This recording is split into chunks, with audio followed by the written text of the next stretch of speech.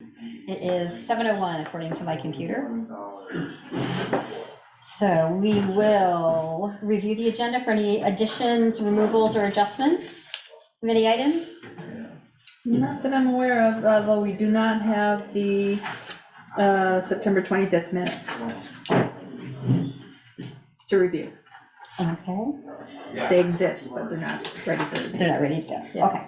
So overview of Zoom meeting operations and procedures, rules for participation. Those of you online, we ask that you mute your microphone and wait to be recognized by the chair or someone else here before you speak. And now we are open for public forum. We ask folks to keep your comments to 5 minutes. Is there anyone here this evening for public forum? No? Anyone online for public forum? All right, moving right along. Department head roundtable. Let's see, Eric, I saw you, didn't I? No. But it was Nice try. So just getting things, trying to get things buttoned up for winter. McCullough is moving in for crushing this week, so hopefully they'll be up and running by Friday. And then we'll be crushing Monday. Let's see, what else? There's nothing on the screen. Right, that's right. It's only once someone. Basically it. That's basically it. Thank you. Brett, would you like to go next? Yeah, sure. I'll send Valerie my written report tomorrow, but just a couple quick highlights. The fire department had their annual coin drop a couple Sundays ago. I want to thank the select board for their support of this annual fundraising event. We of course want to thank the community and those not from our community who all passed through the coin drop that day, which ended up being a record-setting day. We raised approximately $4,130, so it was a very successful All in day. coins. Lots of cash. Cash. People are extremely generous, so That's we great. very much appreciate that. I'd just like to make an announcement. So this coming Saturday is the fire department's annual, the food drive, the 5-town food drive, where the 5 towns all fill in the firehouse. That is from 9 to noon this Saturday. So here in Bristol, we will be set up at the fire station and in front of Shaw's. The town's 2007 pumper tanker, which I reported to. Recording in progress. Remains out of service. That vehicle is still over in New York, having body work done. I actually spoke to the maintenance guy today, just to get an update, and we're looking at another 2 weeks, which will, if we get it back in 2 weeks, end up being a total of 8 weeks the vehicle has been gone. And I'll save you the details. What else did I have for you? We're here for this tonight. We want to welcome Greg Swain back, who you all approved a leave of absence back in June or July for his active duty deployment. He returned just last week, so he has rejoined our ranks. So we're excited to have Greg back. Other than that, that's all I got, pending any questions. Great. Thank you. Sharon, saw you back there. Do you have anything you want to tell us about? All the tax bills have gone out the door. Water bills have gone out the door. Those are the big things. How's the new machine working? You got it all figured out? The little handheld? Oh, Or- yes, or- but now or we've lost the iPad? hockey puck. No, you lost the hockey. It goes with it, we don't know where it is. I got a couple hockey pucks in there. But that's for the 35-day read, so. But yeah, no, the little handheld's working fine. Good. Thank you.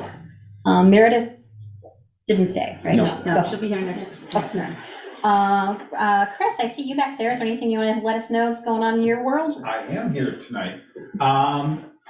We've been busy, have hearings and or meetings spread every Tuesday between the DRB and the Planning Commission right now. A handful of things going on there.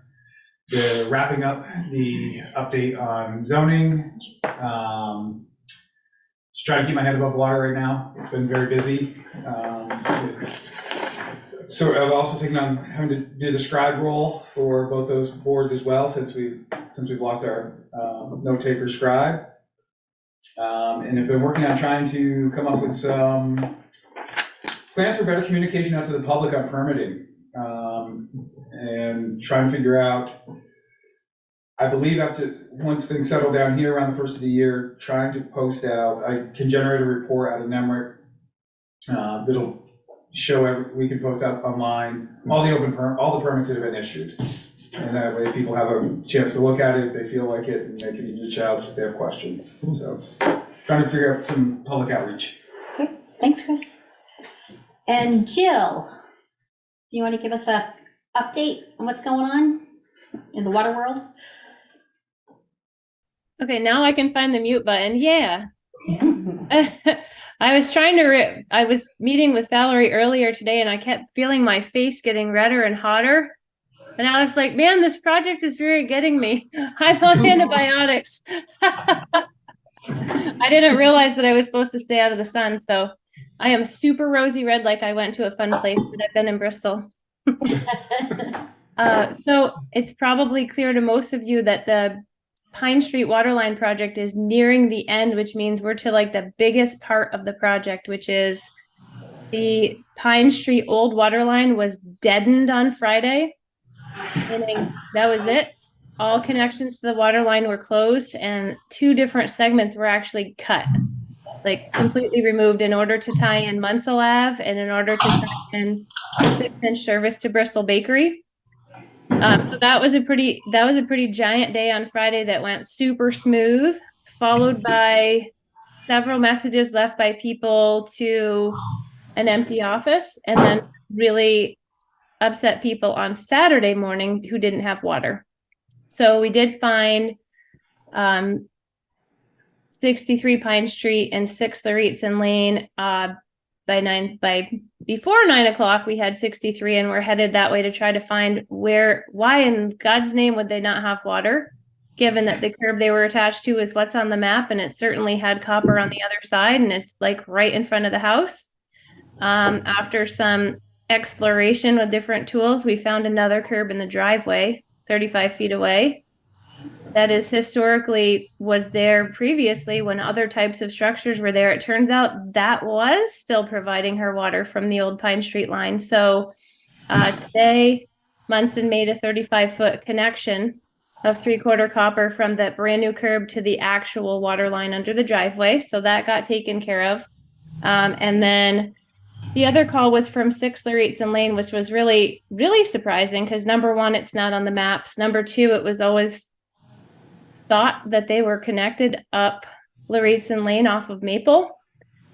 So again, weird discovery of a water line under the edge of a driveway of one of the trailers on Pine Street that wove through a number of trailers to get to 6. And then this morning got another message that 5 didn't have water. So it turns out that 1-inch service, A, needed a tap on the brand new main, and B, went to 3 trailers. So it's kind of like what others are about to do with the copper line, where the service comes in and keys off.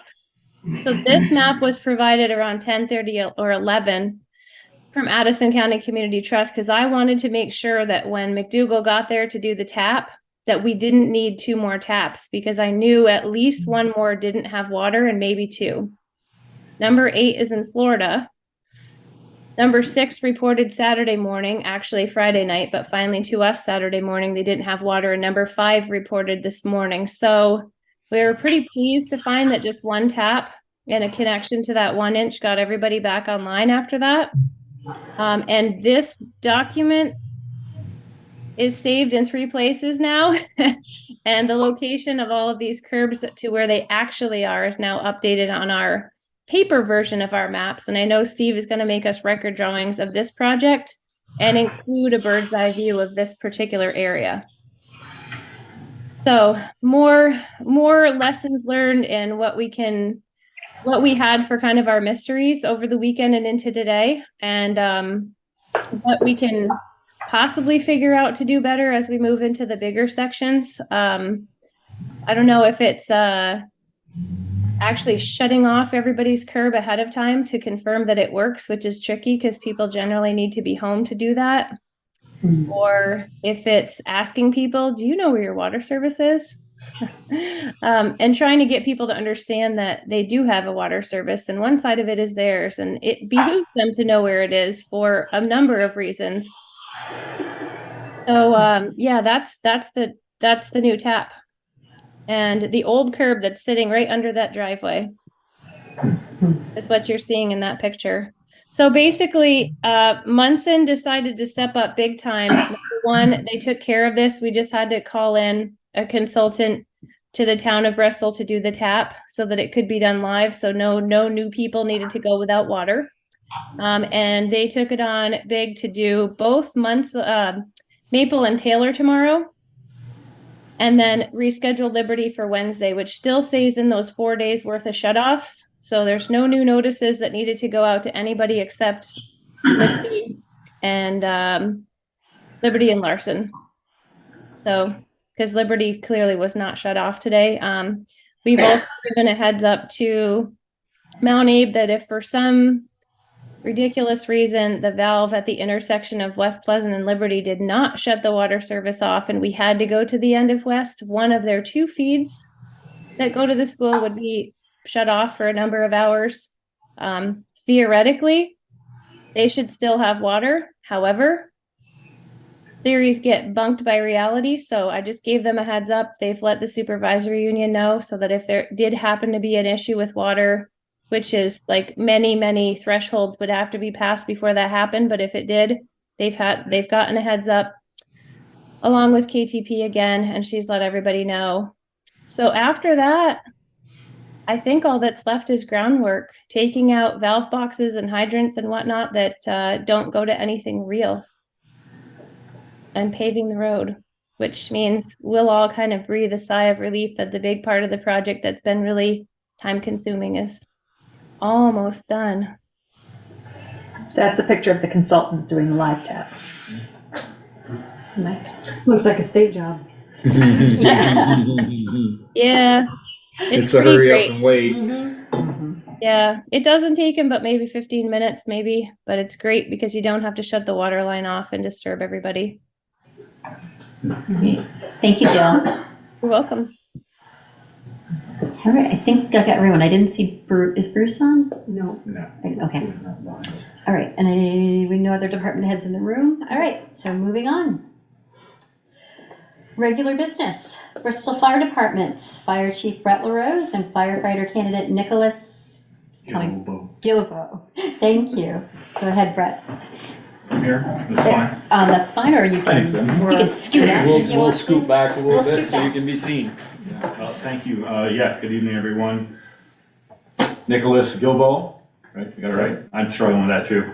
So, yeah, Nick, he participated or attended our Operation May Day, which was that statewide recruitment initiative back in May. And a few weeks ago, we reconnected through a mutual friends, and next thing you know, he was in for an interview last week. I was accompanied by Valerie and the assistant fire chief. They were also in attendance. So we're here this evening for you all to ask any questions you may have of Nick before you consider his appointment. I'm not gonna give him any reason not to join. And it looked like that event actually worked, so that's great. You can report back to the state. I think it's just worth saying, Nick is a classic example of, a volunteer, someone who wants to volunteer, and, the many things that need to be considered before making such a commitment.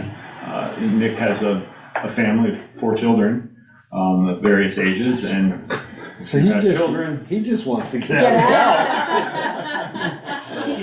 He needed May to September to talk to the wife. Those of us who have been in this type of business in a volunteer type capacity, we all know what a burden it can be on the family at home.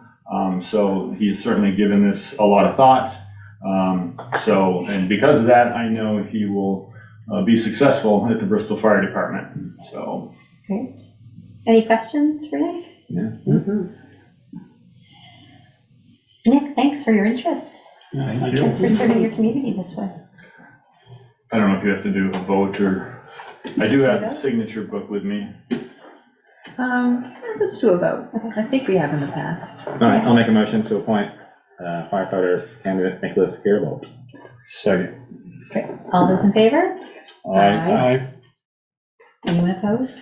Thank you very much. Thank you.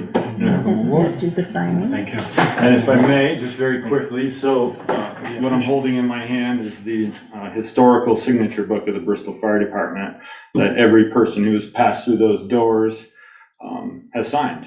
And Nick will be the 335th person to serve the community in this capacity. So Nick, would you do us the honor of signing this page, which I proactively took out ahead of time because it's a big deal to take it out of that book.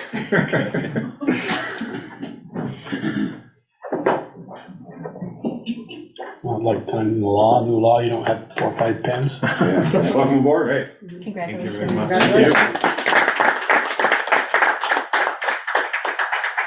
Thank you all for your time this evening. We are going to excuse ourselves and take care of some other paperwork. Great, thank you. Thank you. Thanks, Pat. Okay, item number 2, Basin Street Improvement Project, Local Concerns Meeting with Patrick Travers, Municipal Project Manager, and Chris Lathrop from Joyce and King. Good evening, everyone. I am Pat Travers, Slide a couple seats up. our project manager for the Basin Street Improvement Project. Slide right up, guys. Thank you. And I assume everybody knows what the Basin Street Improvement Project, the goals of it are. To fix Improve Basin Street? to get down there And be able to get out. Well, there you go. Fix the geometry at the intersection. Also improve drainage along Main Street there, just east of downtown, as well as stabilize that slope, which is failing on the, along the west side of Basin Street. So as part of the project development process, the V-Trans, who is funding a major portion of this, requires what's called a local concerns meeting. And during the local concerns meeting, our design consultant, who is Chris Lathrop of Du Bois and King, has the opportunity to present the project, summary of what's going on there, identify any challenges that they've done during their research so far, as well as take in input from the public as far as public's concerns and ideas the public might have for approaching the project. So, and then as the slide up there says, at the end of it, there'll be plenty of time for questions. So, on that note, Chris, I'll turn the meeting over to you so you can present your findings. Thanks, Pat. Hello, hi everyone. As he said, I'm Chris Lathrop. I do actually live in town most of my life, so familiar with the area. As Pat said, tonight's meeting is the local concerns meeting. I realized as I was going through the slides earlier, some of these are probably out of order, but I'll show you where we are in the process in a minute. But the purpose of the meeting is I'll be going over just a quick project overview, briefly touch on the project development process that comes along with the federal funding that was received for this project, solicit comments and concerns from the residents, as well as obviously the Basin Street folks, as well as any other town folks that have comments or concerns, and then open it up for any questions. So move ahead. So you look around the room. I think most of you know the area, but I don't know if you can see this. You can see that on there. Looks like it's working. Yeah, it is, but not very well. There we Okay. go. Can you We're see not it? high enough. There we go. So, we got Main Street. That's not showing up very well, but to the left here we have. The TV thingy, I think, has a pointer. There it is. I think so. Sure, why not use that? Okay. Or we can have Val, so can you mouse it, Val? Can I do what? Can you mouse in terms of where he's talking? There you go, 'cause you got your pointer. Yeah, so up above we have obviously Main Street, and then that comes in and intersects with Mountain Street to the north there, continues as East Street to the right, And then what's highlighted in blue is obviously Basin Street. And it's a little hard to tell, but we have a red outline there of the anticipated project area. So the project really has, in my mind, three components. Basin Street is, as we all know, very steep and provides it's the last 200 feet up to East Street is about 20% and provides no level landing for a car to stop and comfortably pull out either east onto East Street or west onto Main Street. In addition to that, the sidewalk that crosses that is also at 20%, which excessively exceeds the ADA requirements. So that's one portion. The second portion is the slope that actually comes down to the south of Main Street there. It's been unstable for years. The town's put stone and dumped concrete sidewalk blocks, etc. over the years. So that's the second portion. We'll be looking at stabilizing that slope. And then the third piece, which is probably contributing to the instability of that, is the water that crosses Main Street, is where there's two different culverts that come across. In addition, we are looking at some stormwater improvements. Most of it will be dealt with, hopefully, with the project area that we were just showing, with some, addressing the drainage, providing some drainage structures that hopefully have some deep sumps to minimize the silts and stuff that are coming off and out of the drainage system. But and then further down, you can move that down now, Valerie. We will be looking at this ditch area that's along the bottom of Basin Street as well.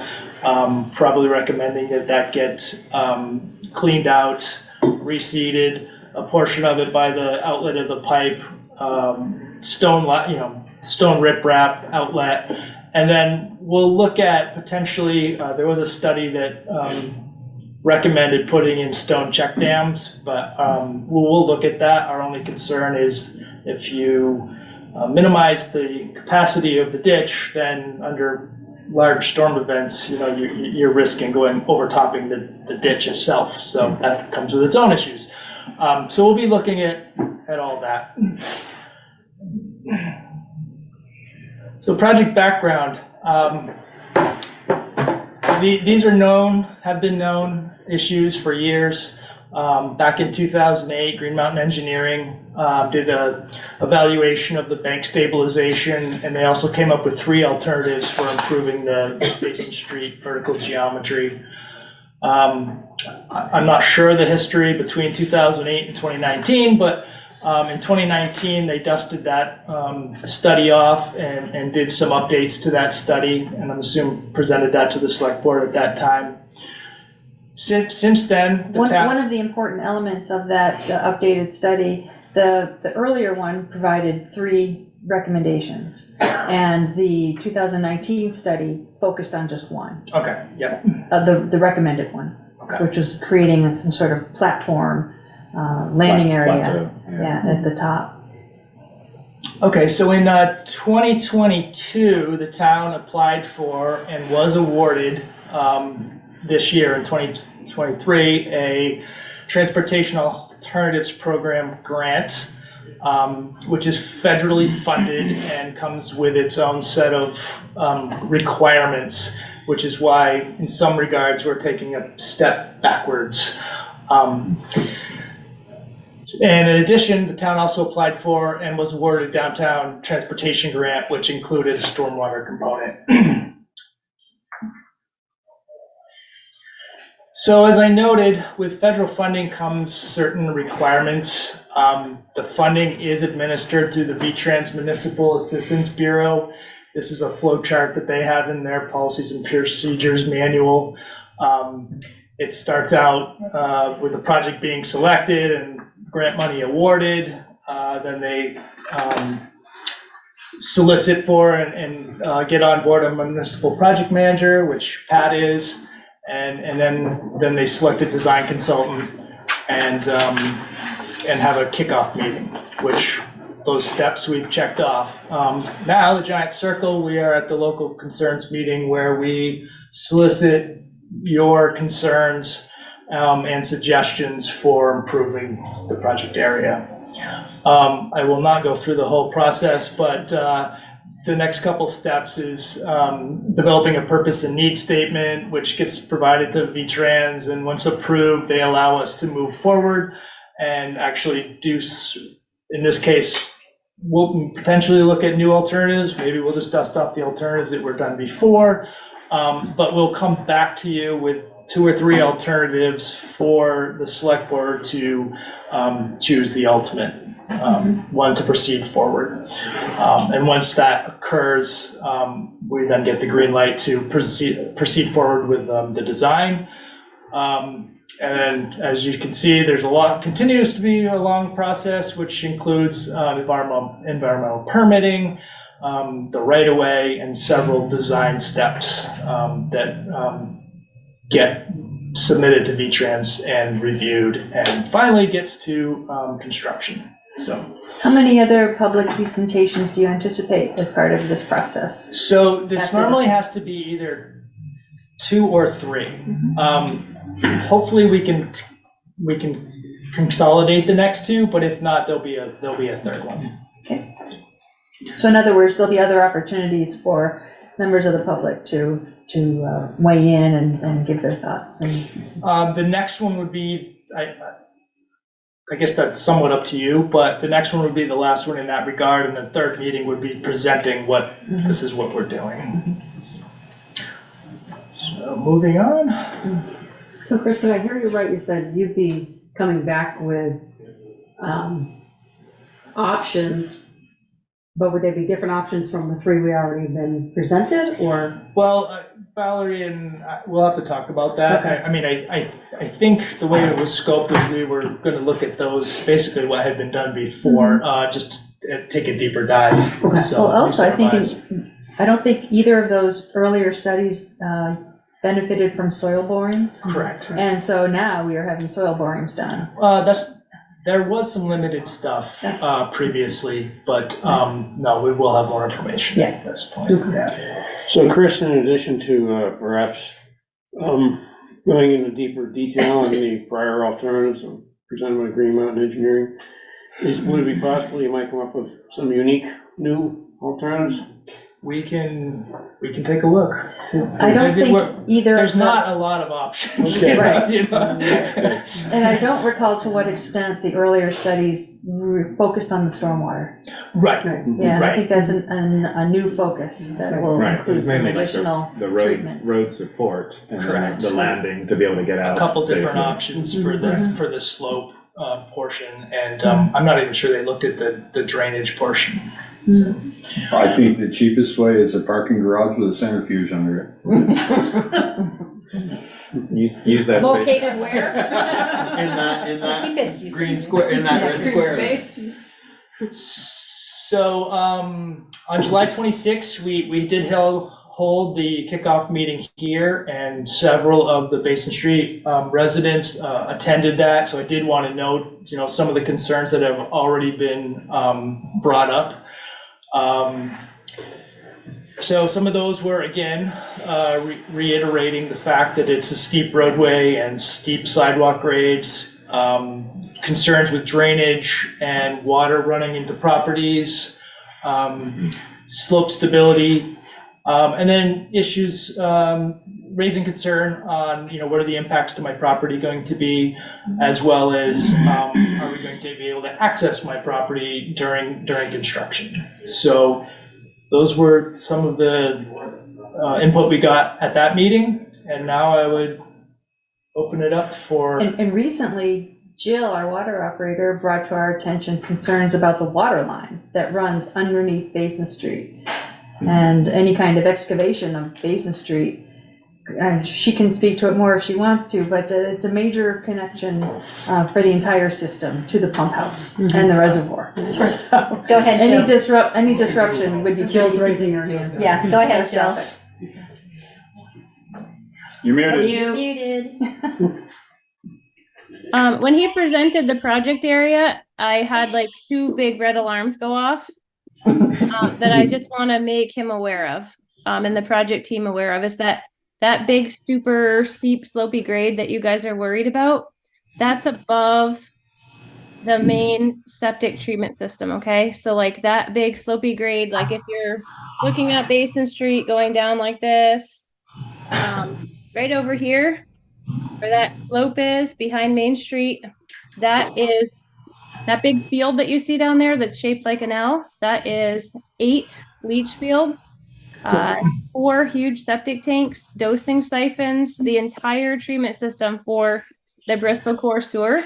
And coming down that slope, at the top of the slope in the parking lot behind South Mountain is a dosing siphon. Coming down that is a sewer main. At the bottom of that is the last sewer manhole. And just after that is the influence structure to the septic tank. So he's very well aware that there's a sewer main under there.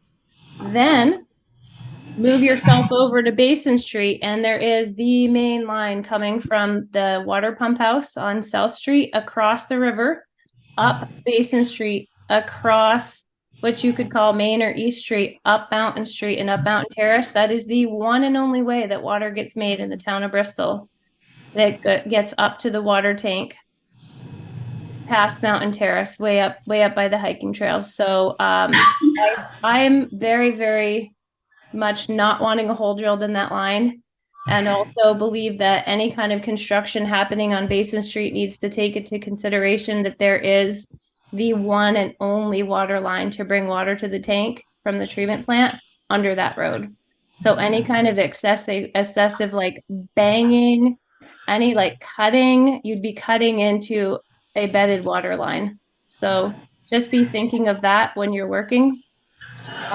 Creating the work plan for that project, both along the slope and along Basin Street. And we would love to not be blinded at the top of the street and see that we're not pulling out into traffic. We go there every single day, at least once a day. And don't do any work on a Friday. We warn you, Fridays are dangerous. Thanks, Jill. Thank you. And that is a 12-inch main, right, Jill? It's a 12-inch main. It's a 10. I think it's a 10, but I think the 12 is on Main Street. I believe it's an 8-inch main according to the as-built drawings that I saw. So given that the water line runs directly under that road, is the plan, and then we have the other options that we've looked at, the plan would be to change that road, correct? So that would directly impact the water line? One option is to stay on alignment and just raise it. So you would, at the bottom of the hill, you'd steepen it quicker, and basically you'd have change the grade. That comes with issues. It's supported by retaining walls on both sides that need to be addressed or eliminated, and slopes, depending on property owner. Right, because it's like a bridge or something underneath, isn't it? It's not basically just solid. 2 walls. It's not like solid earth. No. Okay. No. There's as a matter of fact, on the east side, it's almost a 12-foot vertical wall. So that's one option. So putting stuff on top of it. Right. You'd be removing the pavement and then coming up. Then there is an option of kind of, as you progress up the hill, come by the last house or first house is going downhill, it would be kind of turn to the west and loop up and move the road over. Got it. Which I guess the only issues I would see there is you have to have some type of ditch down that side. But again, the water line must be 5+ feet. I mean, it should be. That's what the standards are. I wasn't there when it got buried. 1905. Yeah. I imagine at that slope, it's in varying depths of bury. I've noticed digging on mountains that they end up super, super deep at the bottom and not as deep at the top. But I don't know. I wasn't there, so. Actually, I think through that, I think the plan said 6 foot minimum, but we'll have to. Okay. So thank you.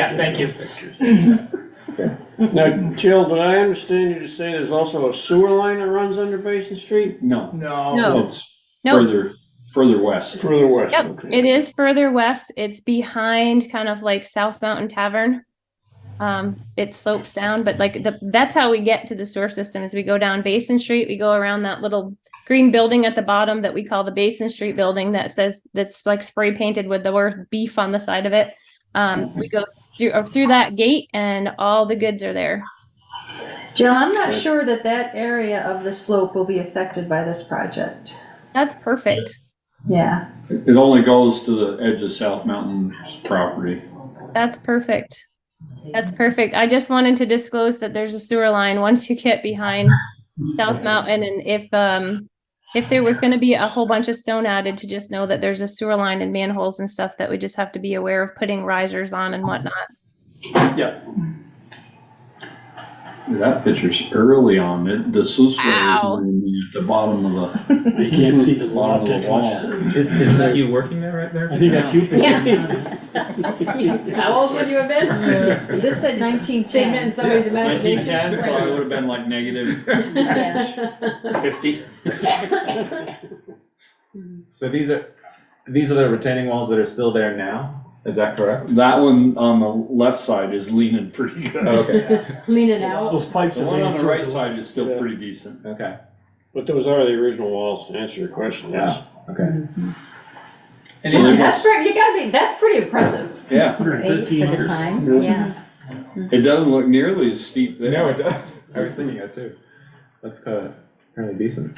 It's probably because Main Street got raised over time. Pictures never show grade either. Yeah. Right. Yeah, well, your first picture in the slide there, it looked like it was level going out through there, so there's no problem there. Yeah. Okay.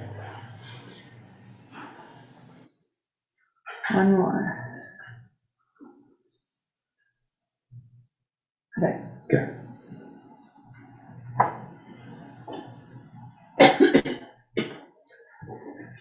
I know we've talked before, but any further? We gotta live on basis. Yeah. What's that? I know where Oh, yeah, so we're that pink house, which my Which one? husband says, it's salmon, it's not pink. So, the question I have, if you decide to do the route where you're gonna raise the bottom of the hill, I'm just worried about the drainage, because then it's gonna, it would come back into my house, essentially. So is that all gonna be taken care of, so that doesn't happen? Yeah, so as you come down the hill, place you're on the right. First the house first on the place on the right. right? First place on the Yeah. Okay, yeah. So one thing we have to I get mean, I into don't the know alter. what you're gonna choose, but. Yeah, getting into that, we envision putting like a ditch along the bottom of the slope to pick up before your property and then relay that to where the 30-inch pipe is today. It's 54. 54? 54 in front of her house. Okay, under the drives. Yeah. Okay. But yeah, to answer your question, no, we're not gonna design a project that's gonna pour water into your house. That's certainly not the That's intention. not the intention, that's not the goal, and that's not going to happen. Yeah. I was told at one time that there was a river that ran under my house, and I said, so if I dig the basement deep enough, I'll have an in-ground pool. It is really damp down there. We have If I anyone remember, else? Chris, if I remember right, or was it Pinker, refresh my memory, maybe it was the 2008 study, or it was at least the 19 study, we saw 3 different drawings, and one of them was gonna curve the road over towards South Mountain and then go out, actually come out onto the street of Main Street, somewhere near South Mountain and that area. Do you remember that drawing, Pinker? I don't remember the drawing, but he alluded to it earlier, so. Yeah, there was that's a really- couple different, there Is was that one because- that kind of comes up and only, when you get to the top, is only 30 feet west of where it is today, Yeah. which I haven't looked it up. I know one of my staff has cut the profile and stuff, and I haven't looked at how much that improves it. I doubt it's much, but I think that was actually the preferred alternative in the 2019. Then I do remember seeing one that went way over almost to Hendy's. Yeah, was that because, is that now out of the so-called top level? First first list because of now the drainage under that? I can't answer that. Yeah, I'm not And then- sure. So this really looks just straight up, steeper down by Kylie's and Jim's, Mhm. and then flatten out at the top so you can look both ways before you come out in the street. That's one option, and then we will look at the Oh, you the will? one that, yeah, we will look at the one that comes over at least 30 feet. That comes with its own concerns, you do like to have intersection, a four-way intersection like that with, in this case, Basin Street and Mount Street, nearly across from each other. Now you're pushing it 30 feet down. It's not necessarily recommended, but if it makes it better for Basin Right. Street, then, Yeah. I think those other ones, that was one of the most expensive too, to be Yes. able to do that. I do remember Just because it was changing so much of the infrastructure. You also have, that's private property there too. So it's sort of figuring out how to manage that. And considering the towns owned that at one time. Right. And there is water drainage down in there, right? I mean, there Yes. are concrete there's two culverts different, that are being There's used. a concrete sluice. Right, Sluice sluice, underneath. right, which is still being used. Yeah. Yes. Oh, that's the, one of the culverts that crosses Main Street does a deep dive down and I that see. exits into that sluice way, and the other one exits partially down the hill. Okay, And then the one on the corner. And then there's exits one at on the top. corner. Yep. okay. There's nothing simple about this project. And then, Those would all be tied together. Well coordinated, yes, yeah, yep. Can I ask a question, guys? Was it, in any of these proposals, was there ever any consideration to making it a one-way down and putting a bridge across the pump house road and have the flow go from up above and straight out to South Street? Or would that be more expensive than this? It doesn't meet Pump House Road there. Pump House Road is probably 300-400 feet down the river. Yeah. Just a thought. And that require even more state approval. Yeah, yes, in the pond. Any other questions? Anything else we need to know, Chris, for tonight? I don't think, well, if you just go back quickly, the next couple steps, I'll reiterate, and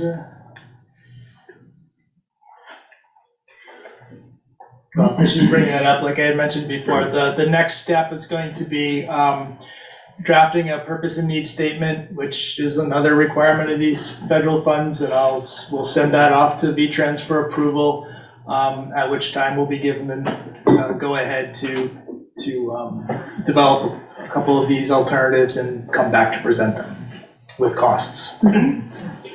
Chris, have you got any rough idea how long it might take to come up with the various alternatives and then present them? Let's see.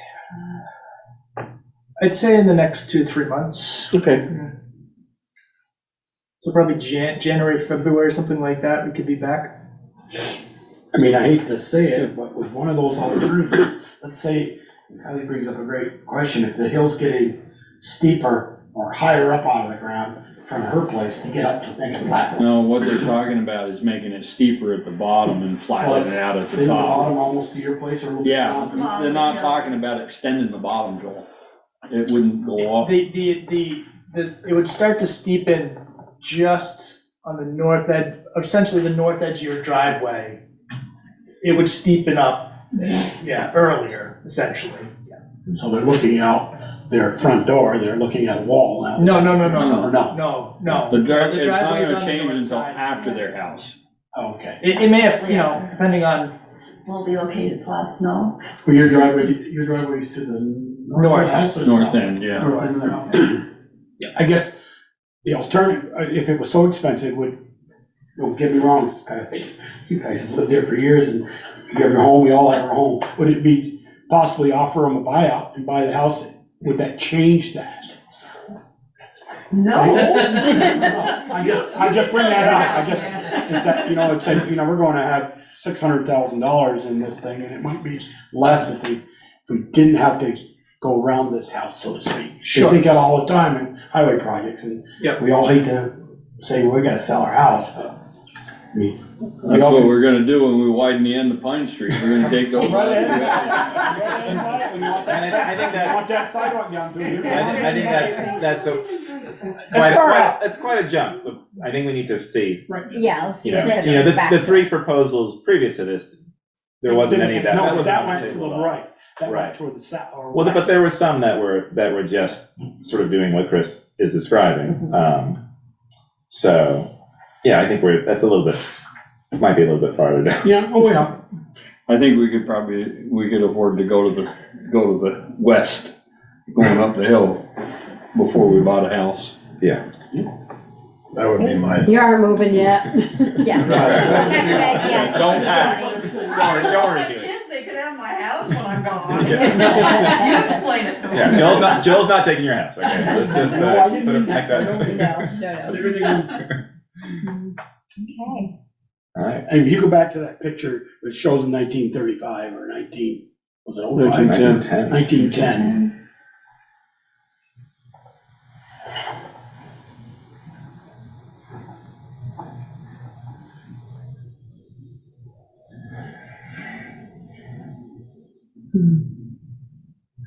Ian, is there a question in the chat, or is that just telling us that it's being recorded? I see a one. That was Porter saying, cool. That's all right, Valerie. Yeah, I'm not sure where it is. Okay, I've just, It's in I lost it. we're just gonna try to get an explanation. Well, thank you, Chris. Was there any time up you needed to do before we let you go? Nope, I don't think so. Okay. Any questions from the board? That's great, thank you. Great, Thank you both. Thank you. Thank you very much. We'll see you in a couple of months, or Yeah. 3 months or so. Good luck with Through the this. federal league. Nice to meet you, Jill. Take care. All right, number 3. Consider the planning commission's upcoming public hearings on proposed bylaw amendments, the select board public hearing, and options for adoption.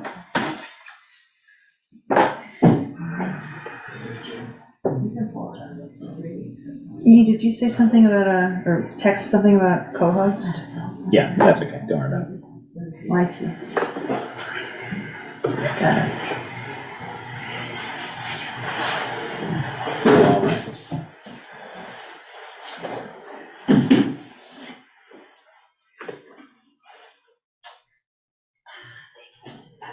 Chris, are you presenting this, or Right. is this, Or is this just us? This is Yeah, I think it's just us. Hopefully folks had a chance to check out the notes.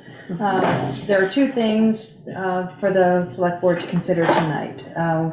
One, letting you know that the planning commission is planning to hold 2 public hearings in November on the amendments that they are proposing for the bylaw amendments, which cover a lot of different things, but primarily are intended to offer amendments to increase the housing supply in Bristol.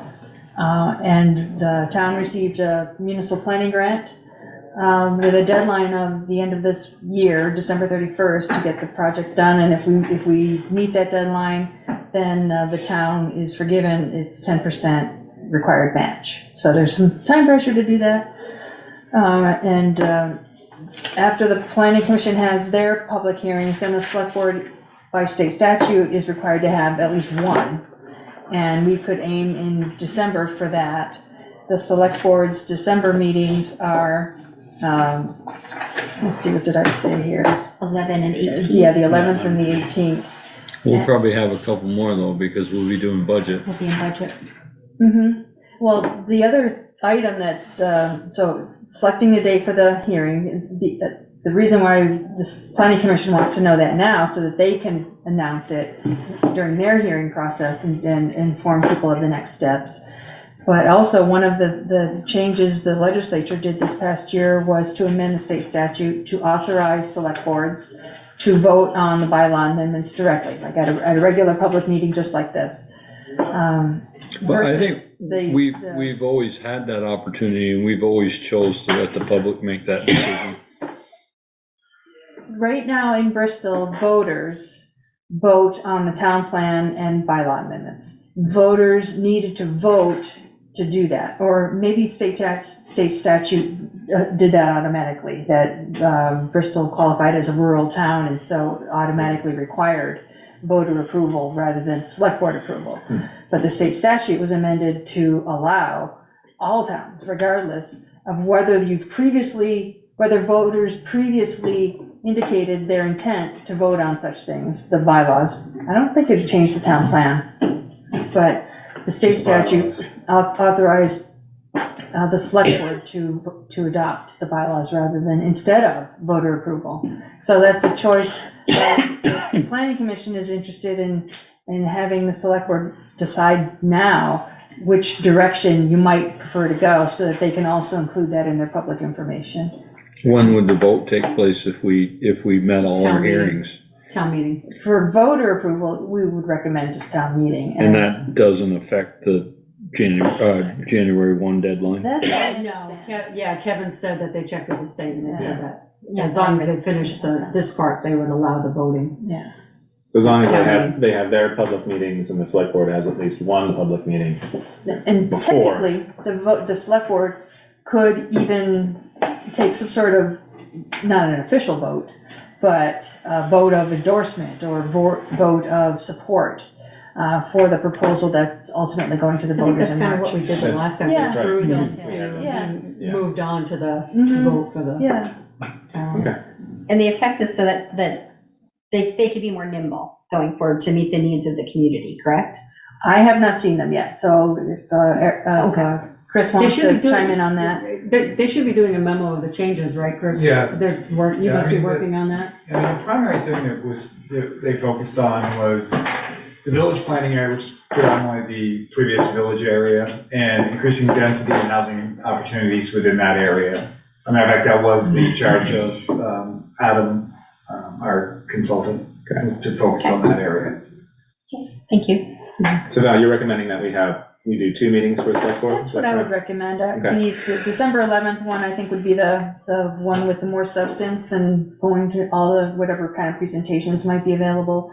And a lot of whatever discussion can be had, and then the 18th would be kind of follow-up, and I would recommend that on the 18th is when the select board would take any final action. I mean, the only thing you've got to keep in mind is that if there are any changes made, That's what I was just gonna there's ask. a time frame of when they have to then redo the meetings and whatever. So you need to make sure we get that done by the end of December. You can't make any changes. Substantive changes. Substantive changes without having all the hearings It's again, all I over believe. again. Right. Which is what happened the last time we did this. Okay. They had some substantive changes and we had to redo. Well, you just said your office is busy right now, right? So am, so we'd want to, So perhaps a challenge then for the select board would be to review the drafts closely that the planning commission is having hearings on, so that you can get a sense then if any changes might be suggested. So Chris, do what they if they have like a have, red line version of what the They changes are? they have one more meeting tomorrow night, and then after tomorrow night, they should have the finalized red line version that could be pushed out as Shipped what the around. goal is Yeah. right now. so what if they have their hearing and they raise the roof and they decide they wanna make changes? Does that postpone everything, or you don't think, do you Changes the think they'll push timeframe. forward? I don't have an answer on that. I really don't. What's your gut feeling? My gut is it's gonna be fine.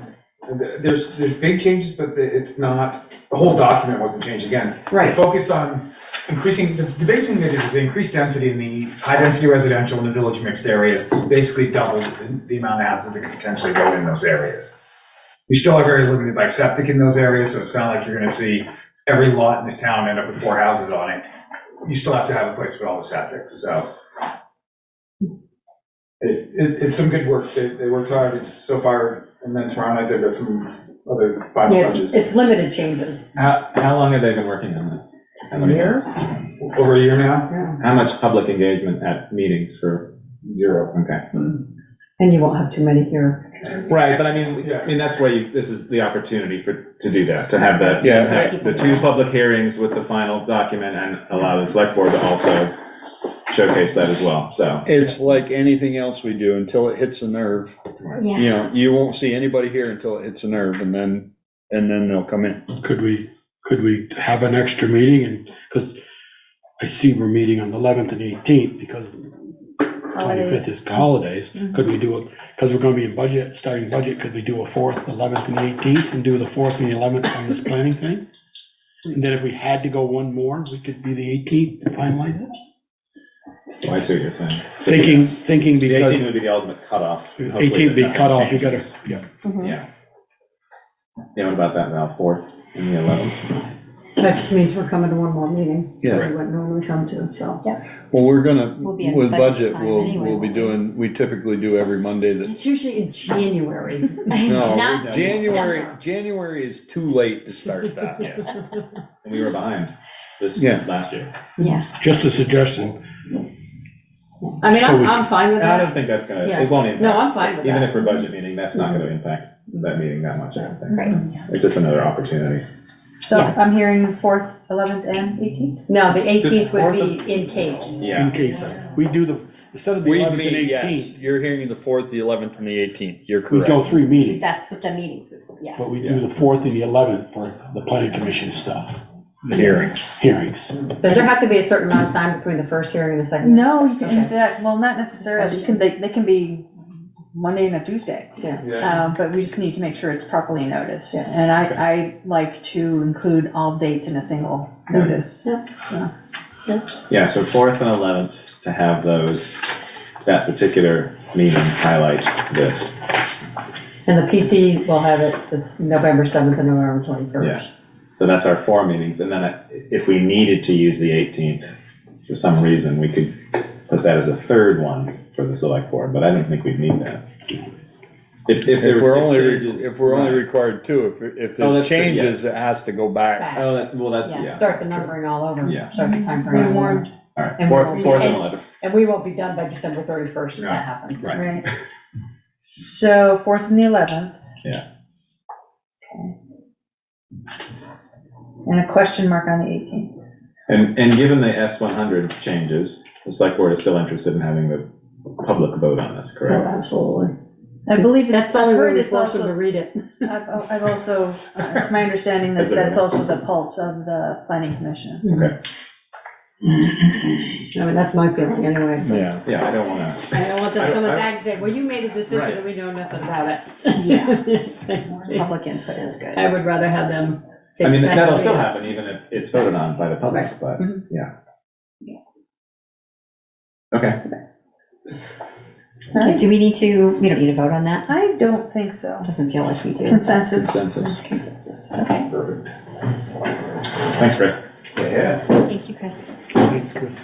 So number 4, Water Commission, consider Lawson Lane water connection to Pine Street, proposed financing and construction agreement and next steps. Put on your water commission hats. Put on the Water Commission hats, yes. That's nice. So hopefully folks had a chance to check out the notes. This is on tonight's agenda for 2 reasons. We have a window, that the Lawson Lane property owners have a window of opportunity, and I guess we do too, to engage in, enter into a contract with Munson, contract amendment, to install the water line down Lawson Lane, as we began to talk about at the last meeting. And they provided a quote. They provided a quote earlier, and they provided a revised quote. I don't know if you've seen it yet, but it's a little bit less, some adjustments, but it's in the ballpark of $24,000. And they can do that now while they're mobilized. If they need to come back and do it at a later time, it would be an additional $1,000 for the mobilization. So, there are 2 parts to this. If the Water Commission chooses to go in this direction, then the other part of tonight's meeting is to consider this,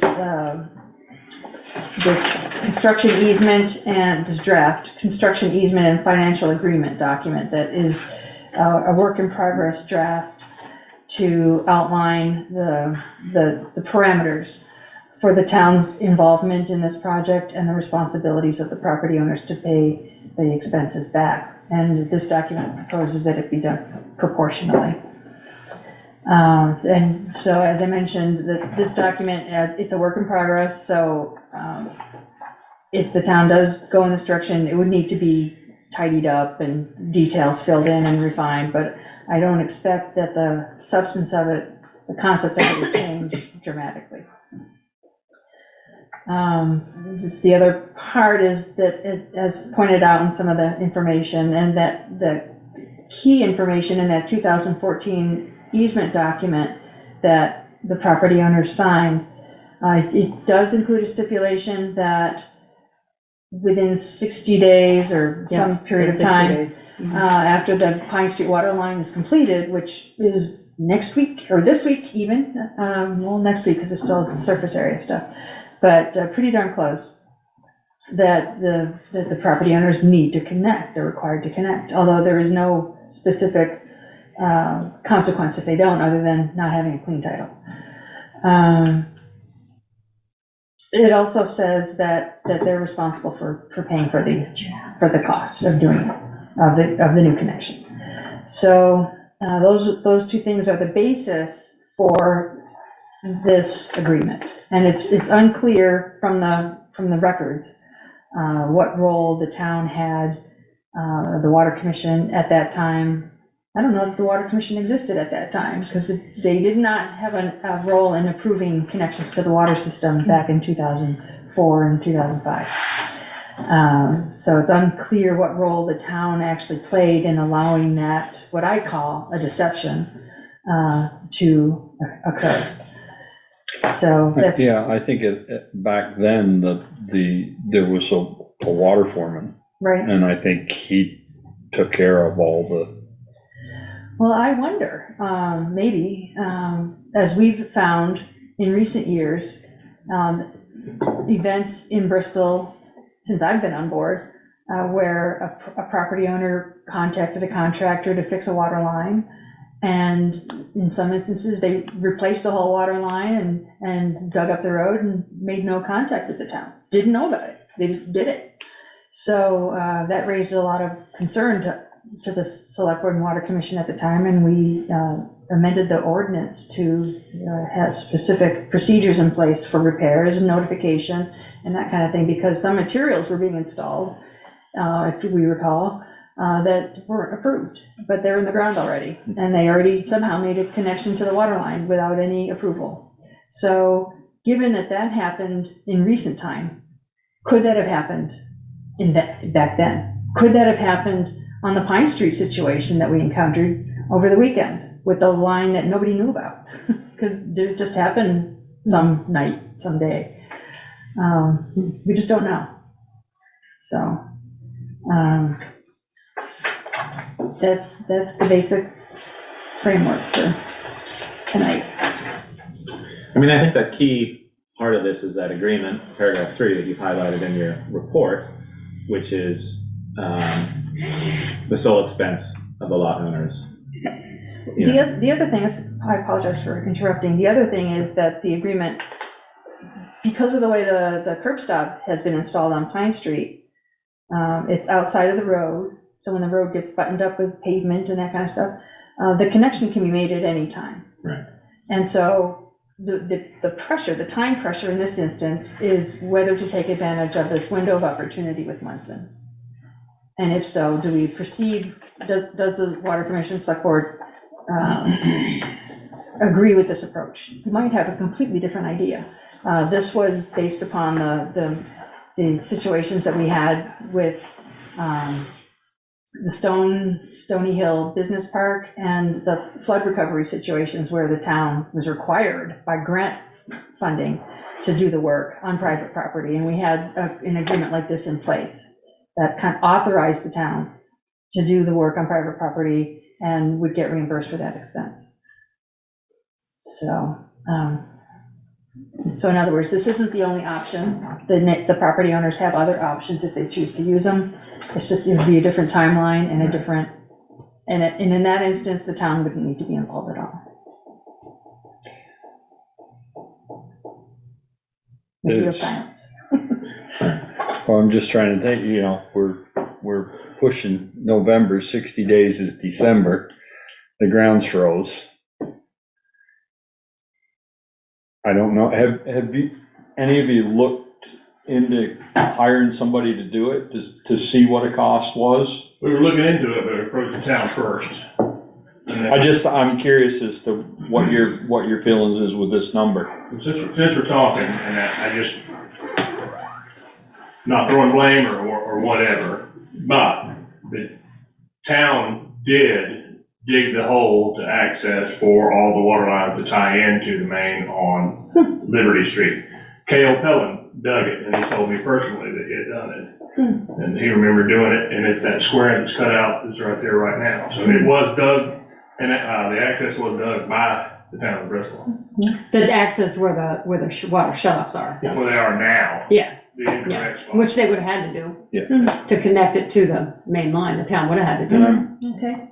I think Scott was still the water He was. foreman at that time. Scott Powell. Yeah. Yeah.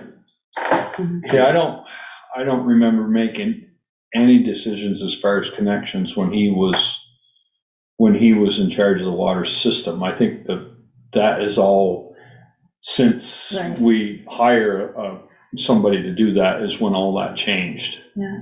Well, I looked at the select board minutes back at that time, and there's nothing in the record, no, of anything, Nothing any came to the kinds of board. water determinations from the select board. Well, what's in the records, it looks like it's under Lawson Lane connecting to Pine Street. As a curb Which cut, is, yeah, right. the driveway access, but it's not. but not the water stuff. Anyhow, I think you're correct in saying, like, we were deceived in all of this. We had a purchase and sales agreement, we bought the lots, and then after we bought the lots, the developer's responsibility was to install the utilities, including the water lines and the road, and he put them in the wrong. I think he probably got bad information from the town on what the water service was on Pine Street, and when they broke ground to connect, found, well, this isn't gonna work, and then they moved it all to Liberty Street, put it in the ground, buried it, covered it up, and we were none the wiser.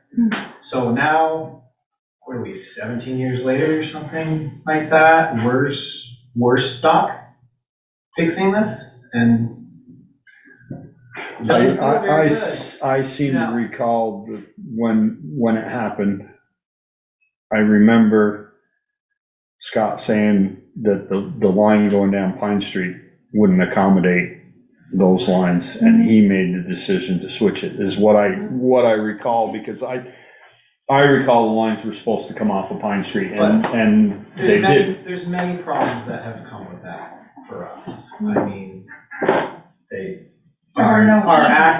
we have no easements for the lines that are existing in the ground until, someone else had bought a lot and wanted to build, but couldn't because they weren't in compliance with Act 250 because the lines that were in the ground are not supposed to be there. So that 2014, now we're 10 years after this all happened, we create those amended covenants to, so that we could have easements for our existing lines that are in the wrong spots and have some potential solution that should the Pine Street line ever get improved, which now has happened, they'd be able to build on that line. So that's how that document was created and got signed, and now that's happened, which, I want to see everything get put in compliance, and I'd love to not have these water lines going through the full length of my lot that aren't supposed to be there, that make my, Act 250 permit not be in compliance, and, probably would be an issue if we went to sell the house, that's, that is what it is, so I'd love to see it corrected, but, and I really want the town's help with this. And when we were here last meeting, I really appreciate the work that Valerie put into this to reach out and get a bid and create this document. But we also left that meeting feeling like we're gonna reach out to Munson, see what it would cost. I thought that was to get a number for the town to consider assisting us with putting in the 2-inch main, and then we would go the last step to connect our single lines, our 1-inch lines to that main that would come down Lawson Lane.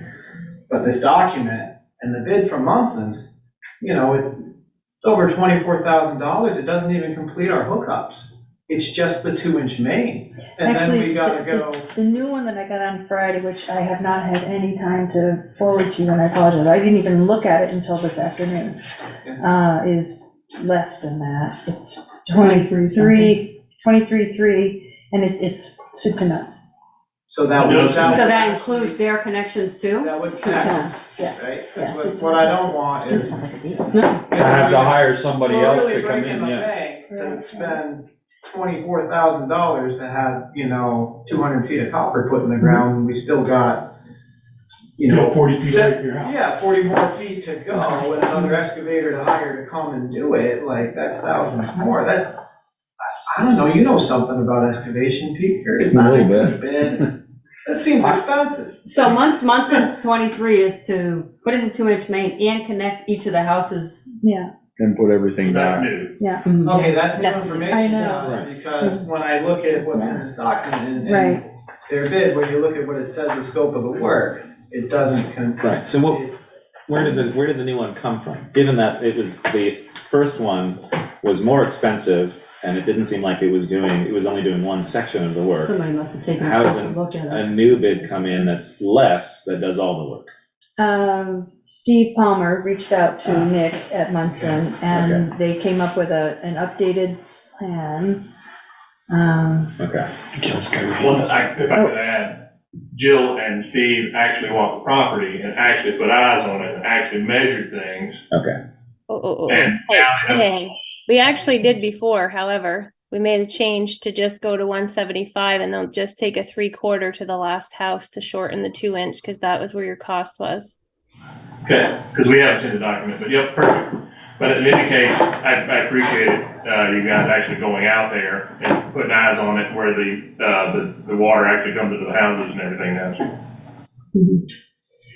Bear with me here. Valerie, did you, in all the correspondence here, something that the homeowners, and I remember when these all went in, living over in that section of town, signed a document that knew that once the new line went up Pine Street, you would have to tie in at your cost. You signed We something did that in 2014. 2014, yeah. when you bought the property? Nope. No, that was after. It was after No, they found out the lines weren't in compliance. We were never informed, so it was I thought it was sometime under- around 2010, I thought it was under 2011, your Chad section. and Michelle After- bought the before lot you in went. front of us, we're gonna build, applied to Act 250, and when they learned of the lines on the lines. ground that shouldn't be, The plans that were Chad presented to and us when we Michelle. bought the house in 2007 have the water line running along Lawson Lane and tying in on Pine Street. And we're never informed that it was not the case.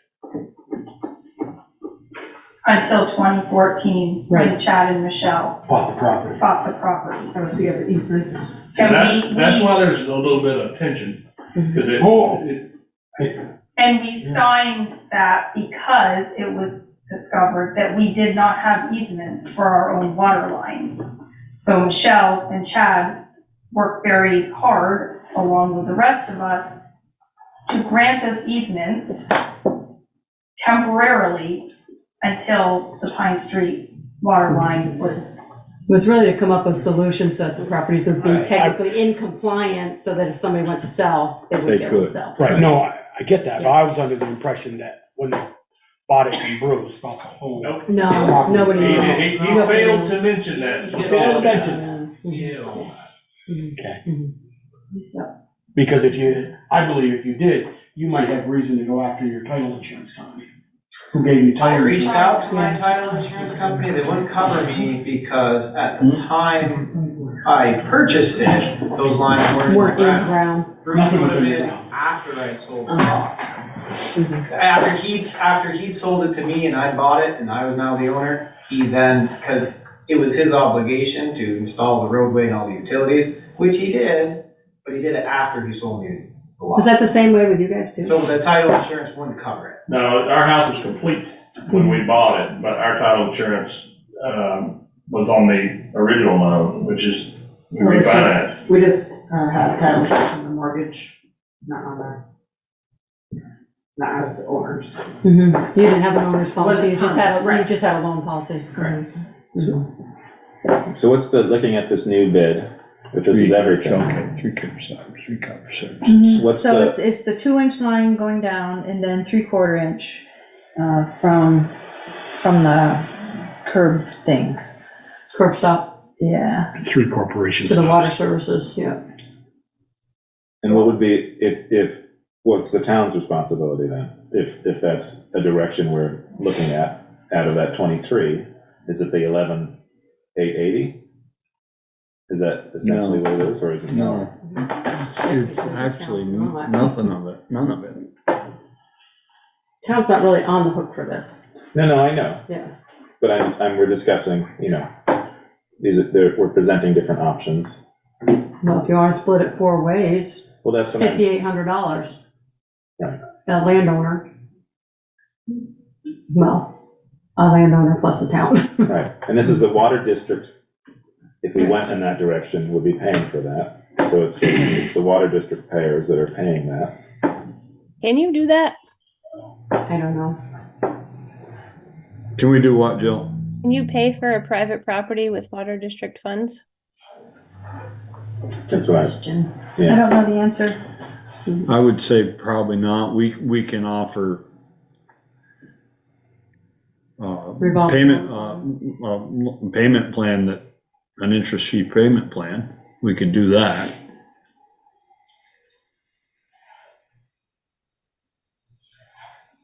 To answer your question about the number, I have been out of the site work portion so long that all these numbers drive me nuts. Yeah. I mean, they're it's been 15 years since I did site work, so. I also just know, I'm not an expert on this, but I know Munson's a big outfit. They're just finishing up a very big job that was a grant-funded job, a bond job. This might not be, I don't know, maybe they don't really want the job, so they gave a really high bid and see if we take it. Jill, how do these numbers look for what you're seeing when you're doing services? Just maybe like 10% higher than what you'd probably see. Like there's probably only $1,000 or $2,000 of wiggle room there, because a big portion of this job is there's over $8,000 of materials on this job, almost maybe 9. I guess another thing, just about as far as the details of the bid from Munson, like they've got $4,600 of gravel there. That seems like a lot to me. Like, what if they don't use $4,600? I don't think they use $4,600. Is this a to not exceed? I did not have a chance to follow up with that question. I only see $1,600 worth of gravel there.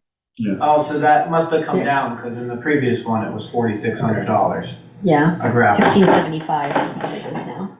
I think they thought they were laying the water line in the road. They're putting it in the grass. And then they only have to take a left when they get to those power boxes to get over to the last house. Okay. And that's when they switched to 3/4. And this is a sketch that Steve drew out this afternoon, like an hour before this meeting started. So I mean, that's how this stuff is pretty hot off the press. And Jill, do they know that what's in the ground already is 1 inch, not 3/4? So if they're gonna couple at some point to what's already in the ground? Did you measure outside or inside?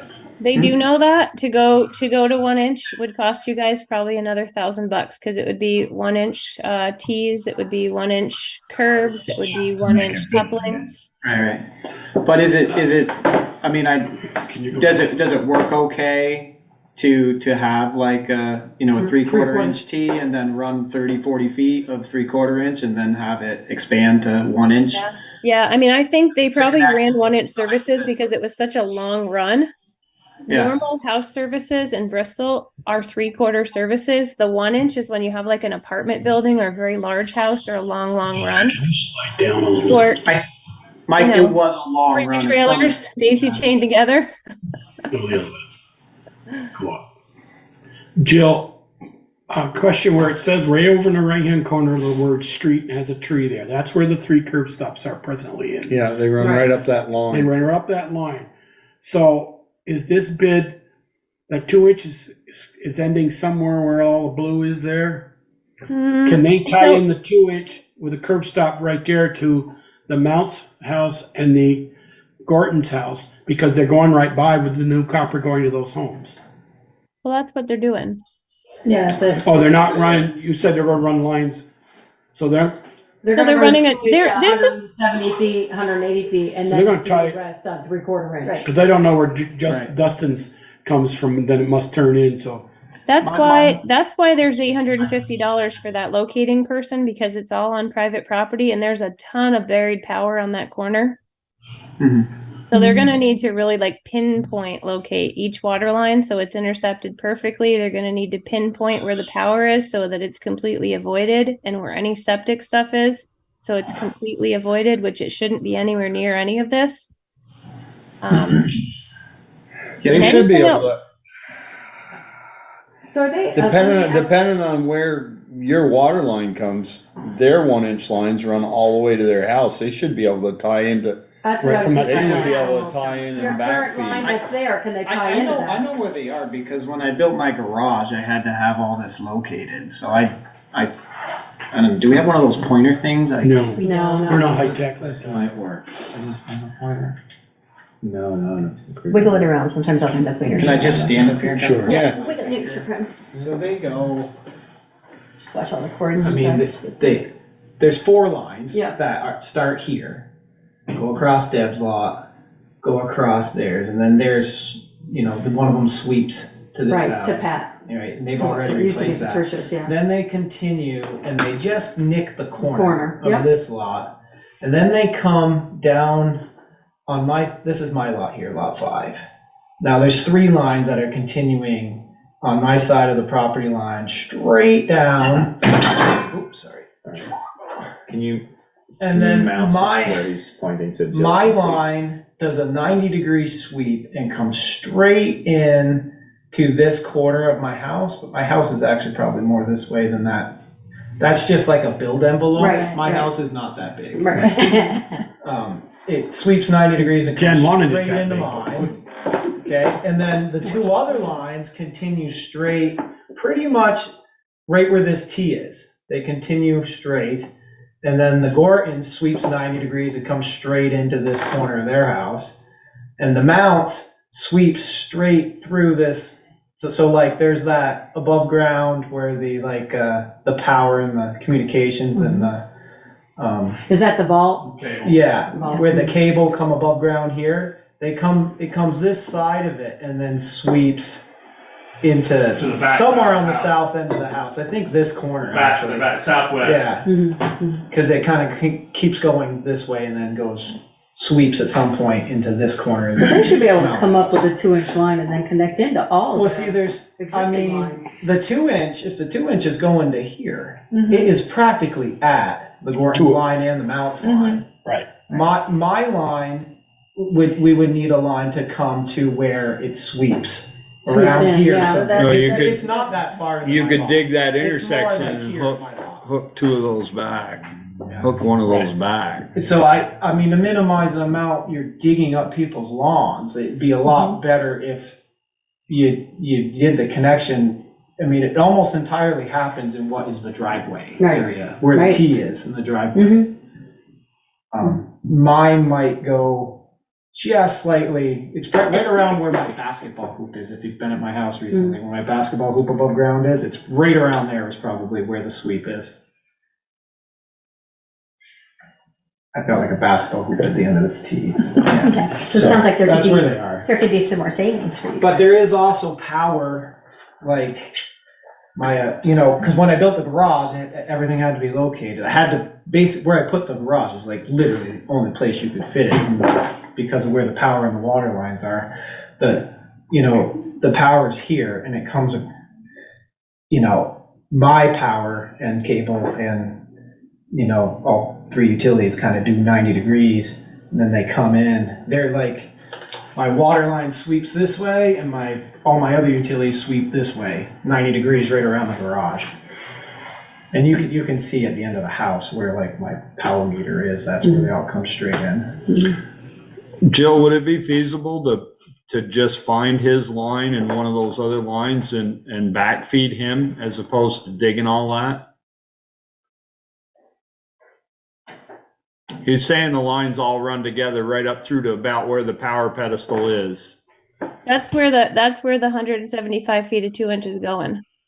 Right, but would it be necessary to dig all his up if they hooked into one of those 1-inch lines and backfed and just found that 1-inch line at where they separate there and connect them there? I just don't know, where would all the curbs go? I don't know. No, don't backfeed I it, think nothing. the weird thing is that the Well, you curbs wouldn't be would end up in- backfeeding, Si, it'd just be tying you'd be using one of the lines that went to the other house and tying his line back to. That's what you would do Yeah. anyway. You'd intersect his line and you connect it from that 2 inch. Wouldn't backfeed nothing. I mean, they're supposed to be intercepting those 1-inch lines in What's each that? case. They're supposed to be intercepting those existing services in each case.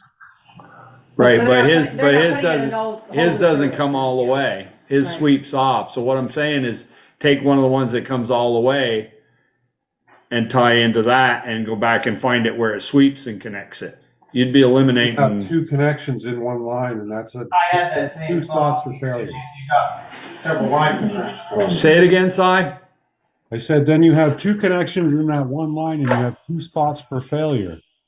Yeah. I mean, How do you meet with that? if you want to pay for that, that would be all right, but I wouldn't want to pay for that. I wouldn't want to pay for 2 spots for it to fail. I'd rather pay for 1 spot for it to fail. I'd rather not pay for it to fail at all. Well, you can't say that because nothing's perfect. No, No, I just- totally agree. I was wishing that the that infrastructure worked differently and they could just be yanked over to where they need to go. There's all kinds of copper in the ground. It's just in the wrong Yeah. spot. Yeah. Yeah, well, they all intersect right there too, you know, that's, Well, 2 of them intersect there. Right. no, Dustin- they all Dustin- intersect back where his sweeps off. All 3 of them are right. Oh, where I see what the you're saying. spot They're all, is they're all the placed. same. Yep, Yeah. they all sweep right at that same corner. Dustin's takes the first, like if you're the water line coming from Liberty, the Yeah, water Yeah. lines, all 3 are hanging out together. Right. They're running right along. His takes a sharp left into his house. The next Yeah. one goes another 30 feet, takes a sharp left into the house that's at next to him. And then it takes a right and it goes to the Mount's house. yeah, I mean, that's what I was saying, if you found that first intersection and were able to find enough pipe, it'd just be one coupling. Oh, you're thinking If you can see exactly where they all are and paint it all out, it's just like, this is why there was that. I know, I This get is it. why there was that question, like, does it make sense for them to do it now, or does it make sense for them to have more of a sophisticated approach of, are there different ways to approach this? Are there different contractors they want to ask to approach it? You know, I don't know how real or fictitious the time frame is, or what they want to do. I mean, the time frame has no penalty, is that correct? Not No to my knowledge. monetary penalty There's no unless we're trying to penalty. sell a house. Okay. Right. Is anybody I mean, planning on selling a honestly, house real quick? I didn't hear what Si said. What did you say, Si? So that you're planning on Is selling. anybody planning on selling a house real quick? Like within the next 6 to year? 6 months to a year? I have the option if I wanted to. I Yeah, mean, that's just it. Things happen in people's lives, and I've seen it happen. I was a life insurance agent. I mean, things happen quickly. Right. Ultimately, Whitney and her husband would have to really enforce it. I mean, because they're the owner of that. Well, Whitney and Deb are the owners of where the lines go across. Right. You got a lot of people's property that's impacted by these lines that are. But theirs is at the beginning. Theirs is at the beginning of that water line. You know, To be that's just honest, insane. we really just want to make this right. Mhm. We want Right. it, Oh, we no, want it to be I- like it's supposed to be. Of course. And get it done. and We get would it have out loved to from have had over the our heads. developer and the engineer do it back in the day. They'd have done it right. Well, there again, I think it was back to Scott saying that he didn't think that water line would support it, so he. No, he knew the water line wouldn't support it because they said the price to upgrade that line was gonna be $30K. That would have been cheap. That would have been pretty inexpensive considering that was like a fifth of this water line project and that was a lot more than $30K. Yeah. Come on, that was way back when, Jill. All right, so where do we go from here? Well, I guess it's a matter of, do they want Munson to do it now at that price? And And is then- this town, the water commission, willing to participate in some way? And I proposed this agreement just because it's something we've worked with before. Will Bill have to get an agreement? Because if the shut-offs are at the end of, it looks So like they're right just away. Yeah, they have. at the end of the right of way or in Jackie's, then the swing to get into Jackie's thing, will he have to get a right of way? No, they have, well, He already they has, have easements for utilities in the roadway. Yeah, the utility junction is already right There's there. a 35-foot wide right-of-way where Lawson Lane is. Lawson Lane's like 12 feet wide. The right-of-way for all It the should be utilities 20. where It is should be 20 feet is wide. 35 feet. It's shown at half. it's supposed to be 50 now. So the water lines, when they install it, it's gotta be in that right-of-way. Okay. But is it, There should be plenty of but space. if we put the connection there to get to Bill's house, But let's try to It's stay in on the, it's in the track. right of way, Let's it try to doesn't stay on track, matter. and we're not Yeah. gonna solve how it's gonna get set up No. tonight. We have to- So let's talk about Yeah. what's in front of us, which is, as the water commission, what are we thinking our participation Well, may or may not be? I think ultimately it's up to those guys what direction they're gonna go before we can decide what we're gonna do. I mean, if they wanna get other bids and options, that may take us right out of the loop. Well, this question keeps being asked, and we keep saying, yes, we'd like to go forward. And so we're here, we sent emails to that effect, yes, we would like to go forward. The only thing was, the final number with the tie-in was the only thing we were waiting on. Well, now that we have that, I don't really want to speak for anybody, but I think I can. We want to get it done, we want it out of the way, we want to quit worrying about it. Understood. So I think our involvement in this would be a payment plan with no interest, is what I see we can do without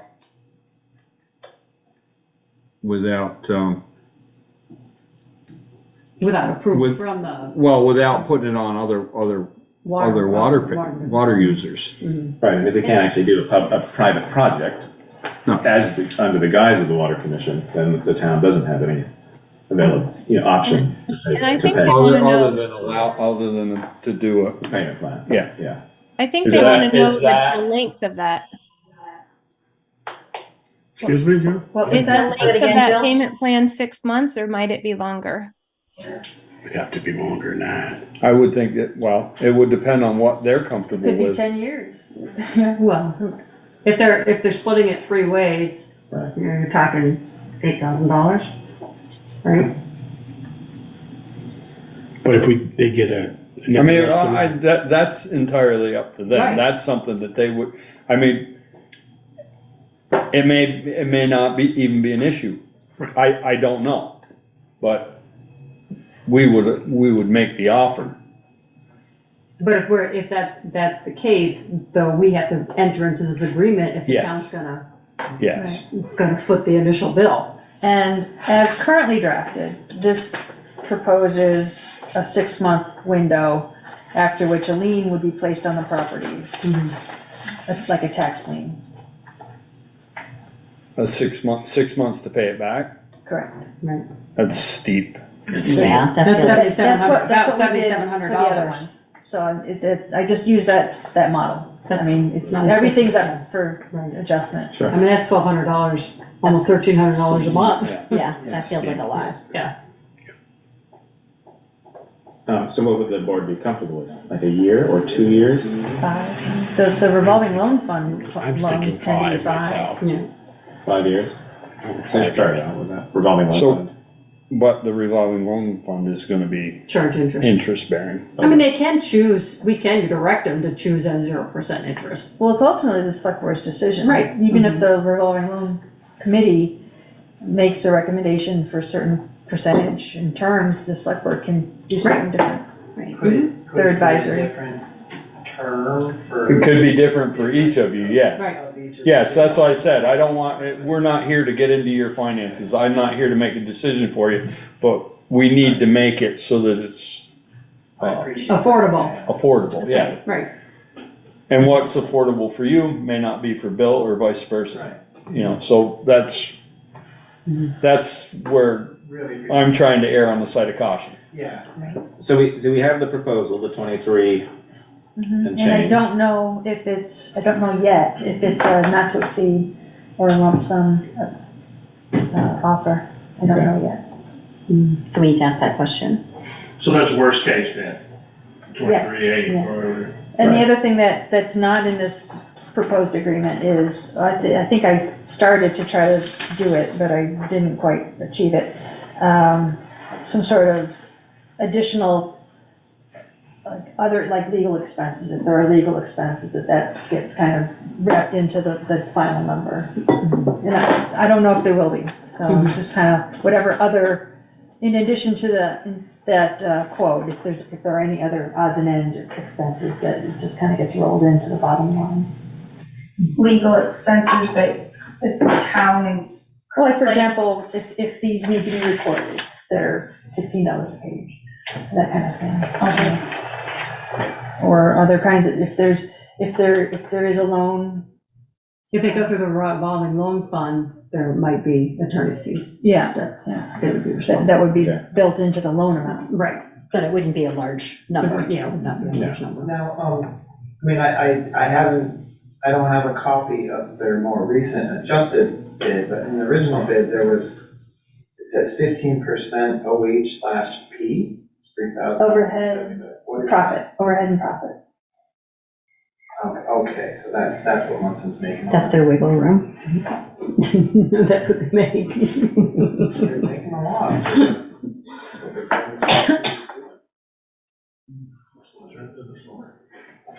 Okay, so what's the next stage then?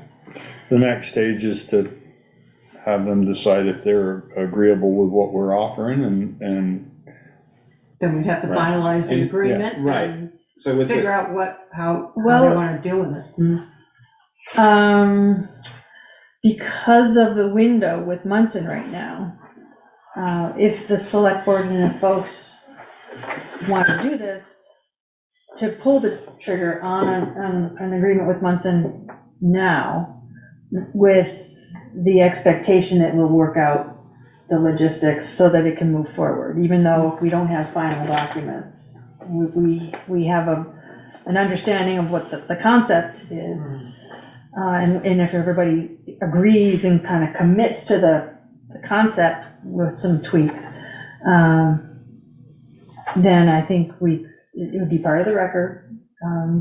The select board could approve the quote and set Munson loose on it sooner rather than later. I was gonna ask you guys, have you talked to Jackie? I mean, is he on board with this? He told us in a text that he was, they're homesick tonight. I would not want to speak for Okay. them, but all three households as of last week were in agreement that having the town be the managers of this project with us reimbursing you was what we wanted to move forward with. Okay. And is up to 5 years acceptable? Or is it? It is for us, but I don't want to. I'm sending them a text right now, hopefully I'll have an answer in just a second. I would say, the longer the term to pay it back, probably the better. Agreed. Yeah, there wouldn't be any penalty for early payment either, Right. so. Or you think of the payment plan through the water district itself, not going through the revolving Well- fund? Either way. Yeah, there'd need to be some form of loan documents drawn Yeah. up, so there would be some legal expenses. What have we there. done, Sharon, what do we do when you make arrangements for, A large bill. well, I know we've done it in the past where there've been, one that comes to mind is Blazes Trailer Park, where they had thousands of dollars in water, and we did a payment plan. You probably weren't here for that, or were you? Well, no, they owe a lot of, right now, and they have been paying since he passed away, so.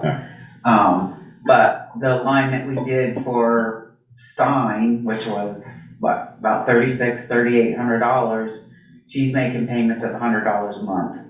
And we just do a one-page letter that she signed saying she's gonna pay $100 a month until it's paid off. So it's sort of like what we do with people who are behind on their taxes. We do that same kind of thing. They make an agreement, I can afford this much to try and catch up. So in other words, it's in the form of a letter that people sign. and Yeah, it's that's- just one page. It's not the full-blown loan document process No. that Kevin Brennan would be involved No. in. It's not. Okay. Not like what we do for the revolving loan fund. We would prefer something that does not incur more fees. Of course. By signing a letter and Yeah. if, whatever would. We'd still have the option to file a lien if they decided to stop paying or whatever. I think that's the key, if you know. And that should be. And obviously, if you went to sell, that would have to be settled, which is not a big deal at that point. Just like any contractor that comes in and somebody owes them money, they put a lien, Mechanics lien land on. records, and then when people sell. Yeah, well, they have so many days to perfect that, so Yeah. if they don't perfect it, then it's. No, but we have a few of them that do that, Yeah. like Jackman's Yep. and a couple contractors we've had come in and. That's fine when you know they're gonna be refinancing or something, or then you know you're gonna be Right, paying. or you know they're selling their house, and Right. they're refusing to pay it. So what's the rest of, I'm okay with doing it through the water department if the money is there. I don't know what's the rest of the. It seems like. I think the easier the better. You're willing to, you're not coming in here hollering and screaming, we're not gonna do this. Which helps us. That's. If the And money's there and it's not an issue, I mean, that's different from what Jill was talking about, correct? Having the. Well, they pay for it, but they're gonna pay back. It's an initial, basically it's a loan. Right, Okay. Interest rate. yes. Would that go on as an expense of the water department, or would that go on as a capital and use the capital plan? It would be the capital plan, the capital fund. And then so the loan would be against the capital fund and get paid back to the capital fund? Because it's certainly, Yes. because it's certainly a capital expense. Yeah. Jill is thinking about her budget. I know, I was like, oh my God, it's gonna kill it. She's not the only one. Sai is also thinking about the budget. Okay. No response. And so I will tidy this up to reflect kind of what we've discussed and kind of simplify it. But I think some form of this document is still going to be important Yes. as part of the It should public be. record to Yeah. justify, to explain to the public in general, it's full transparency. Yeah. Right? Why we're taking this action. And I will correct some of those statements to acknowledge the town's role, that at least as much as I know of, and, show that the town participated in this situation. It's a good thing Picker Right. remembers, because none of the rest of us will. Well, it's also important, I think having this document is important to the property owners too, because now they have hopefully closure Right. on this. Yeah. Right. Unlike before, where it's searching for information that's not there with regard to what happened. And documentation that's been done Yes, and corrected, yeah. And done well. hopefully. Right, that's the plan. Yeah, and like you said, you can put it to bed, you don't have to worry about it. That's Right. moving on. So the next, you'd be in contact with folks for their individual. Right. I pieces do and think parts. that I'll try for the next, the October 30th meeting, I'll try to have a finalized, cleaned up version that everybody feels comfortable with, so that the select board can actually approve it, get signatures. I'll add signature blocks like the other one had signature blocks with notaries and stuff like that. So I'll add that. So I'll aim for. But the contract, they'll move forward. The contractor will move forward with performing the work now. Yeah, so we can just let you Yeah. know tomorrow to Okay. schedule it. Chris? Yeah, we should have been. Yeah. Right. Could you send me a copy of that? Oh. Posted bid? Oh, certainly I will, I just haven't had. Yeah. This is the only thing on her plate. Yeah. If only. I mean, the fact that it didn't go out till this morning is a clue that I Yeah. was straight out. All right. Thanks, guys. Yes, thank you for your patience. Yes. All right. But I will send all that stuff. Thank you. Number 5. Keep your water commission hats on. Water commission, consider retroactive approval of a water connection application for Ed and Whitney Germán. So moved. So, Waive the convection fee. Yep. Yeah, second. Ready? What was that one? Oh, yeah, we should probably vote on that. What was it? That was a 73 Pine Street in Germán's water See, connection. they came off the same, So same they're street. coming up back What we on discussed at the last meeting. rather than. So they're getting. a That I proper- wasn't at. It occurs to me, if we could circle back on the other items. I was gonna ask you that about the connection fees and the connection and Well, the that, but applications. we should have a motion of accepting the Munson quote. Yeah. And to proceed and Okay. to I jumped right execute a ahead. contract amendment So to moved. do it. All right, so going back to number 4, so, Yeah. Here. Speaker made a motion to approve the and it sounds like Ian just seconded. contract The amendment. contract proposal. amendment proposal. So all those in favor? And to prepare the agreement. Yeah. And to authorize me to proceed with the agreement Yeah. per the terms discussed. Yeah. You got it. All right. And hopefully with the discussion, maybe that cost will be cheaper. We'll see. Yeah, not to exceed. Yeah. So all those in favor? Aye. Aye. Great, thank you. Thank you. Okay, then go back to this one. So we had a motion from Michelle. Second. Oh, no, Joe second. Somebody Joel seconded. second. I thought All right. Peter did, but I don't, no, he didn't. I didn't. I did, yes. know about it. I All was those in asking. favor? Aye. Aye. Okay, moving on. Sorry, I jumped ahead.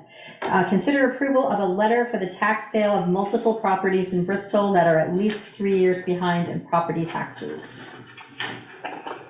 So this afternoon, hopefully folks, select board members received the forwarded email from Kevin Brennan, his engagement letter to authorize him to proceed with the tax sale stuff and then draft tax sale letters to properties. So just so you know, we're gonna remove the one that has a purchase and sale on it, because we don't wanna waste money if it's gonna actually close. That's There's actually 2 properties. There's 2 properties he owns, they're just in 2 different names. And then the one property on Rocky Dale, we're not gonna have them send another letter, we're just gonna tell them to proceed with the tax sale. Because we're never gonna get a response, it's just So- gonna come back to us. So for all of these. Yeah. Or some of them are land only. For parcels, are people actually living there or not? The one Yeah. on Rockydale, nobody's there. They Right. passed away. Okay. That's why. And- Right. and- We talked about that one in the past, but there's the quite one a up list here. Up by my way, I remember. Steady, This sir. one, this one, Property. it's just property. Okay. But so the others. Sharon would know. I don't think they're all Occupied? residences, are most of them residences? Sharon? No, well, there's one on North 116 that's land only, that's Yeah. O'Connor. Cressick is land only. Yeah. Steadies is land only, so there's 4. The rest of them, I believe, have houses on them. And I think they're all, they all have, People living there? So then what is it? Yeah, I just haven't well, experienced this. like the Wheelock ones, we don't know who's living there. She's not, Okay. but. Okay, so then what is it? I haven't been through this before. Explain what happens with this. So right now, what they're gonna do is Kevin's gonna send a letter to each of the landowners saying, you owe this much. Right, they haven't been paying property They haven't been taxes. paid. Okay. You pay by this date or we're gonna pursue tax sales. So then So you have that's- to go through and do a warrant, a tax levy and all that and set. And you have to give notice, there's certain 3 statutory weeks of requirements notice, I think, yeah. for notice, 3 consecutive weeks and whatever the newspaper is. And eventually you get to the point where you set the date for the tax sale and. Yeah, it'll be sometime in the middle of December. He said it's usually about a 2-month. And does that work like an auction, or is there a price placed? Pretty much on auction, people show up. I mean, at least somebody from the town has to show up to at least bid the tax amount, Right. And so what happens to the people living there? They got a year. They get a year to redeem. If they don't redeem in that year, they gotta get out. So if someone buys the property, then they have to They wait. can't do anything for a year. No. They have a year to redeem. And But then they if have to it's pay redeemed, on that property? They have to pay what's owed to the town. Okay. Plus all And the then attorney's anything fees and over the- interest and penalties. And then if the bank, usually banks bid on it, if it's got a bank on it, Right. the bank's gonna. Yeah, and bid on actually, it, one at of least the what up properties has a foreclosure on it. Right. Okay. Yeah, again, like Ian, I haven't been through Yeah. this. Yeah, the Just bank, asking. the bank sometimes will jump on that. If there's a bank and they're, especially if they're in foreclosure, but they may jump on it. How often has Bristol done this? We haven't done this since I've been on the board. Yeah, we've done it a few times. We've done it a few The house times, but it that- hasn't been recent. The house that I live in was repossessed at one point. Okay. I mean, I think when Jen did it, we might have, Jen's never done one. Done We one. did the No. letters and that's as far as they Right. went. I mean, she usually, it was pretty good. We had a low list of delinquencies. She had a lot of people on payment plans and they were working at it. It's But here, COVID. stay away from it. I mean, one of the, we did the one for Carterville. That was a nightmare.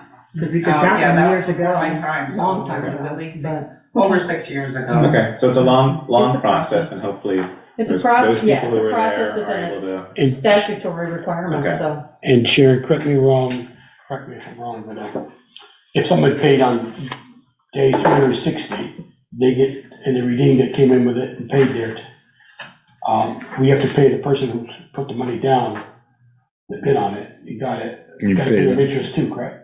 They have to Pay pay their- that. They have to pay that. They pay They to pay us, whatever. but then we have to pay them back Yeah, with interest. with interest, Yes. except minus the attorney fees and things of that nature. Well, the taxpayer is responsible for all that. And most of these properties are at least 4 years behind, and of course, we just sent out another tax bill, so. Going on 5. Okay. Right. So- Thanks, Sharon. Do you need a motion for this or what do you need? To approve to sign the letter and. I would think so. Motion to, make a motion to proceed with the tax sales. Second. Sharon, are you signing or is Kevin signing? Kevin signing it. Signing. Who do you want to sign the engagement letter, myself or Valerie? I would say let the house Let sign. Val sign it. Okay. Okay. All those, Who moved in seconded? Ian second. yeah. All those in favor? Aye.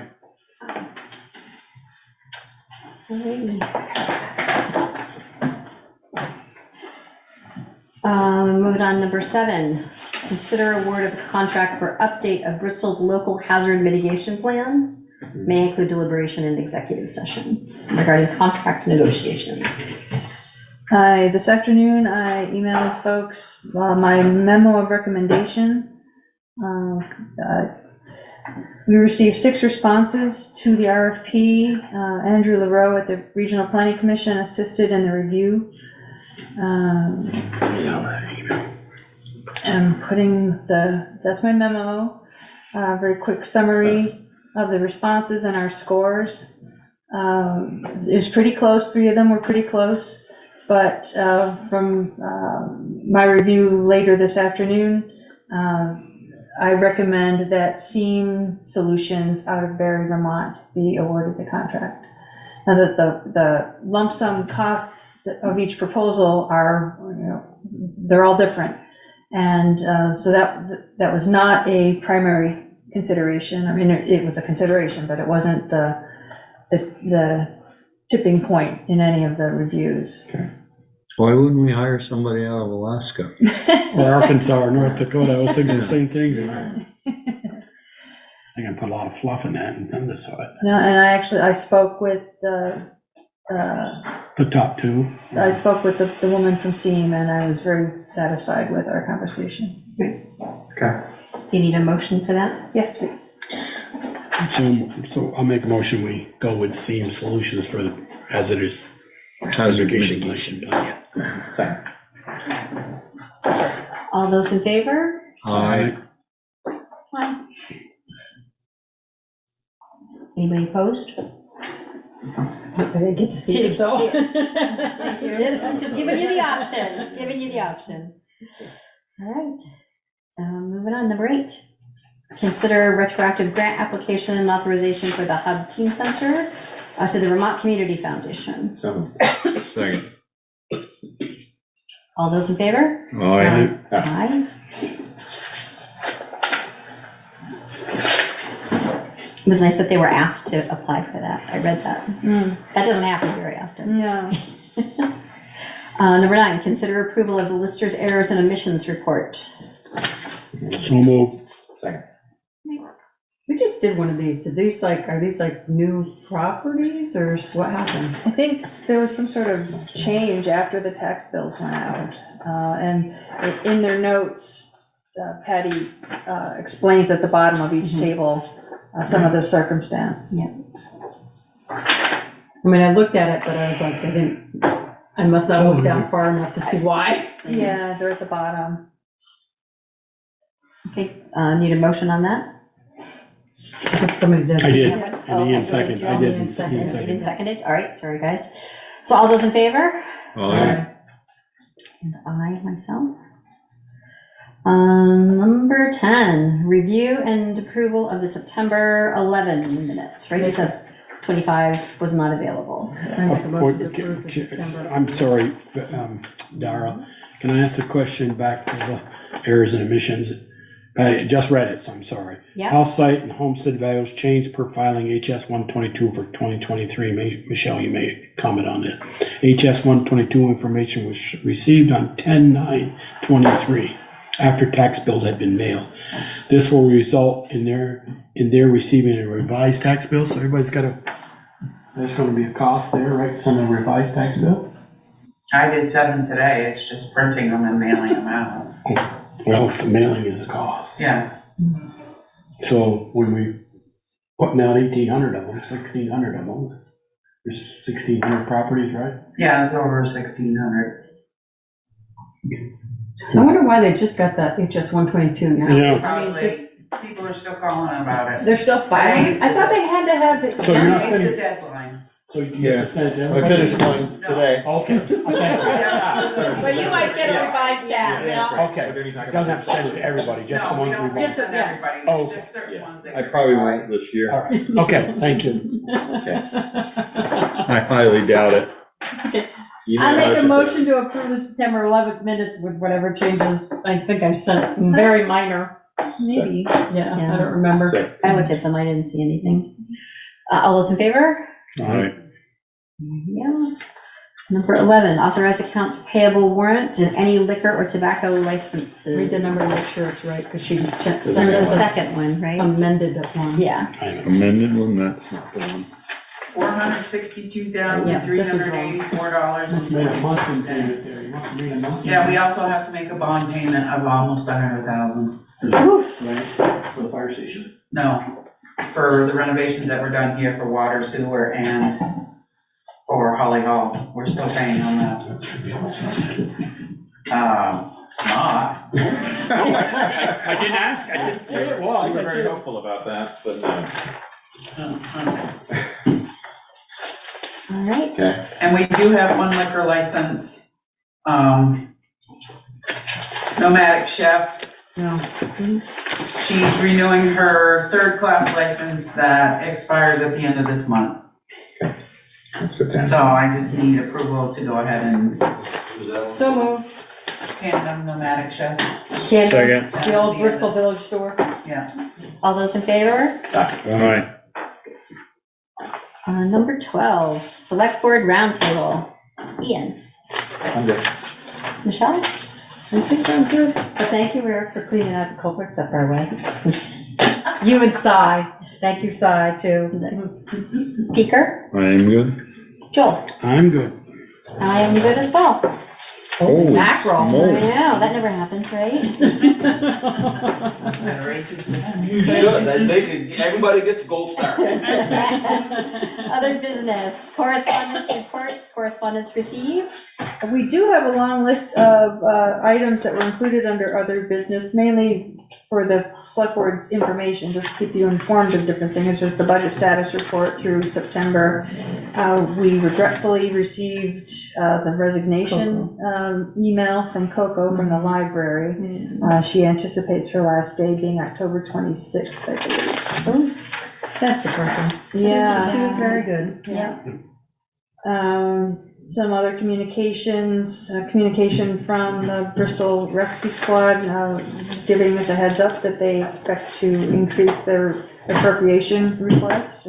They will have to go through the signature. Yeah, process. I informed them of that.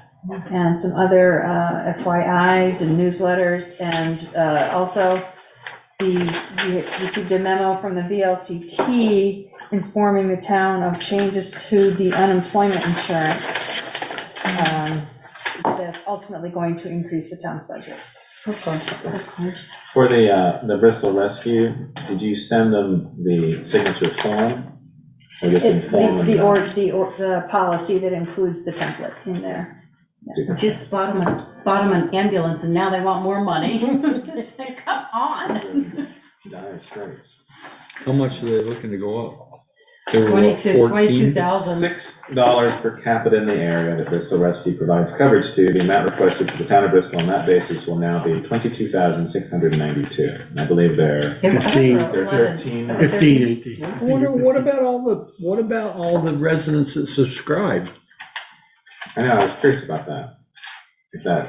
Will they no longer do that, or is it maybe? No, they'll do that. subscribe, Oh, bigger- yeah, that's big money. Yeah, and they also, even though you subscribe, they still bill your insurance. Right, If they just if don't your come back. insurance Just doesn't pay, you don't pay the get difference. billed. That's what it was. You don't get, they don't come after you for the balance. Right. I mean, and what percentage of their budget is the subscription? People, you know what the town of Middlebury Yeah, paid, you Middlebury could Rescue certainly last ask year? them for that. I mean, 86,000, it's There should be. 122 this year.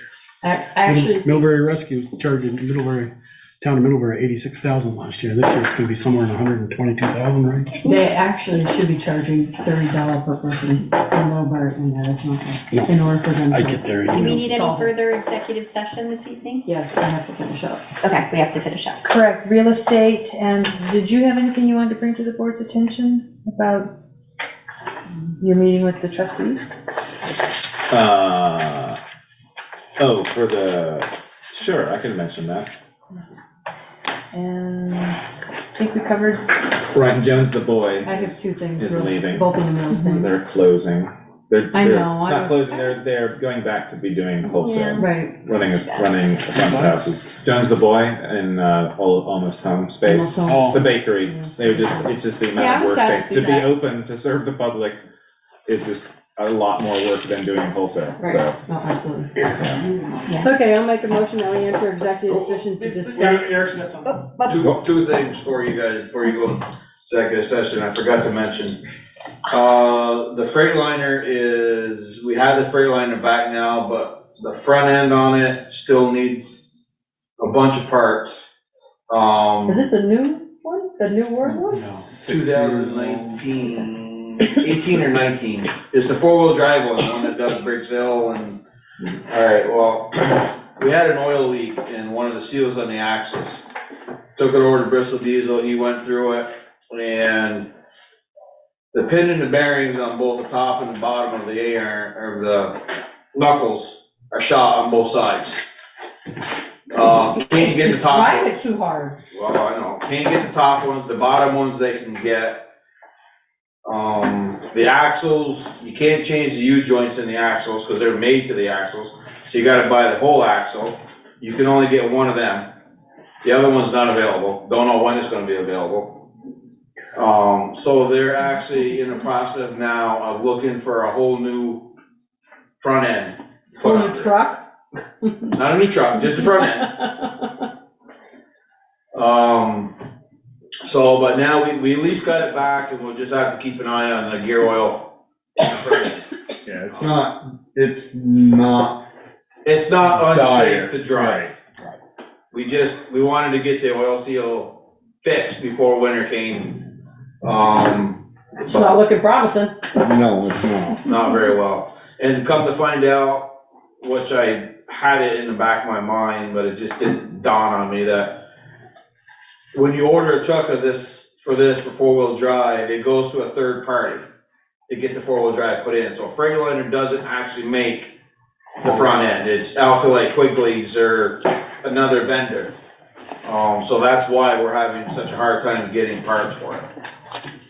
And the other thing was, Peter and I went up to Briggs Hill and Lincoln Road and walked that area to do the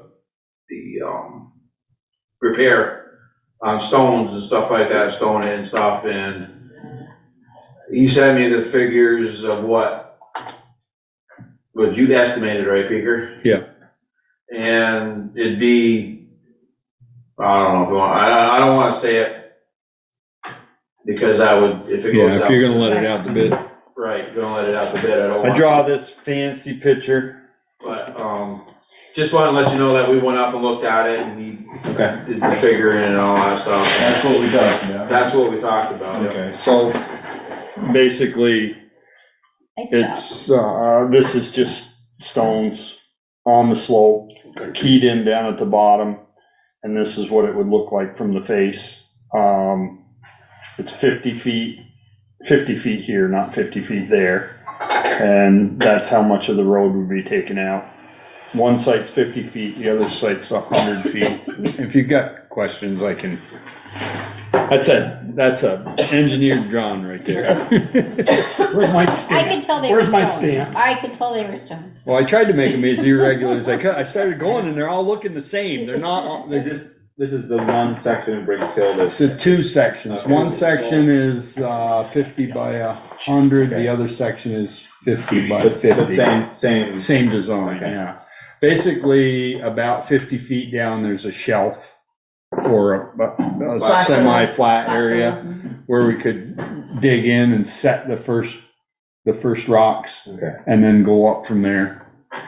But it's about 6 foot of rock.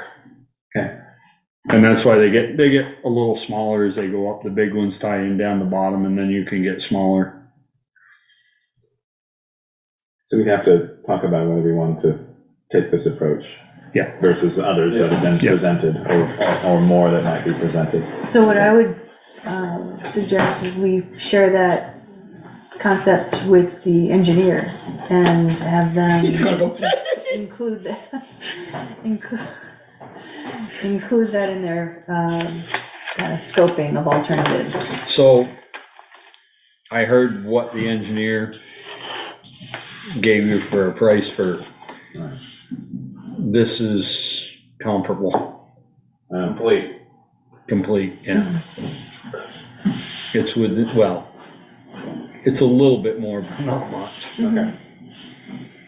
I'll share the numbers with you in the Okay. executive session, that way if you decide you wanna go that route and let it out to bid, it's not. Yeah. So that's the guardrail, That's this is the the guardrail. road and the guardrail, and then this is the side view.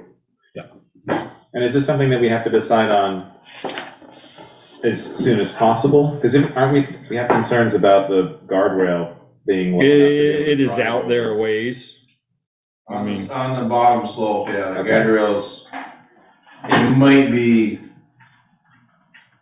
a foot to maybe 18 inches above the roadway right now, where the guard, in that section where that Yeah, it's is sunk. Yeah. So do we have a plan, does the town have a plan to fix that before snow comes? They don't know, I mean, not unless we can do something like that. Yeah. My only thought of doing is put some barriers up for now. We got some Jersey barriers that we can lay in there. Okay. It'll narrow the road up a little bit in that one section. But at least you wouldn't want to have to worry about anybody going over the bank if they Yeah. slid. Because I know you were concerned about that. yeah, we'd have to put danger slow signs and be prepared to stop, and then we'd have to make sure we tied the end of those Jersey barriers in so that somebody couldn't hit them. You know, they're gonna have to be. Well, they're gonna have to be on an angle so they can glance. Yeah. Okay. And theoretically, you're not even supposed to use them. You're supposed to use them water ones. Which Well, we the don't- water will freeze and it'll be just as hard as the concrete. Yeah, pretty much. Okay, so we did. But I mean, you know, that's what they say you're supposed to use now. We do have a temporary plan, at least before the snow, of hopefully Yeah. making that safer. Yeah. Because it's fairly It's just- well traveled, right? I mean, Yeah, the plow's gonna go up there. well, when we looked at it, There was half a several- dozen cars Yeah. went by, Yeah. and we weren't there 10 minutes. Right. Every And time you I've been could- up there. What somebody brought up, I can't remember who it was. It might have been, was it you? Peter that brought up maybe making it one way for Oh, the yeah. winter, That they was could talked go about. up it, but Yeah. couldn't come down. I would I think agree. it'd probably Or be would the you other make way it around. coming down, So they'd be down? Off that side of the road is. Cause you're over next to the bank, yeah. So you could theoretically, for this winter, until it was fixed, you could make it a one-way road for the winter. We would still plow it both ways, but, No, you wouldn't be able to. You'd have to go up around and come down the other way. You couldn't you couldn't go up over. I mean, the bus goes up and down through there, they're gonna have, the bus is they, gonna they have. would, I'd call dispatch down at Betcha and tell them they couldn't do that, run that road anymore, at least for this winter. Not Yeah, up it's anyway. compromised. Not up anyways. Yeah. Well, so out of those two, concepts, which is one that's more, Palatable. yeah, the Jersey barrier solution or the one-way? I'm a little nervous about the liability of shrinking the road down if somebody meets there and they hit. Yeah.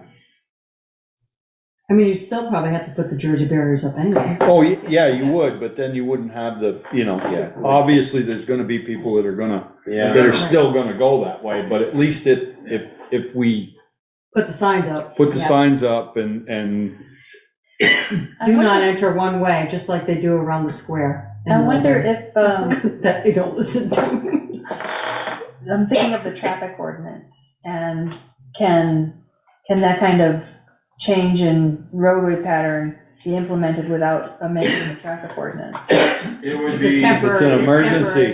temporary emergency issue, and yeah, you can, I mean, the other alternative is to put, road close to local traffic up at the end of Atkins Road and put Jersey barriers right across the road at, just below Blues. yeah, and right across the road at the bottom.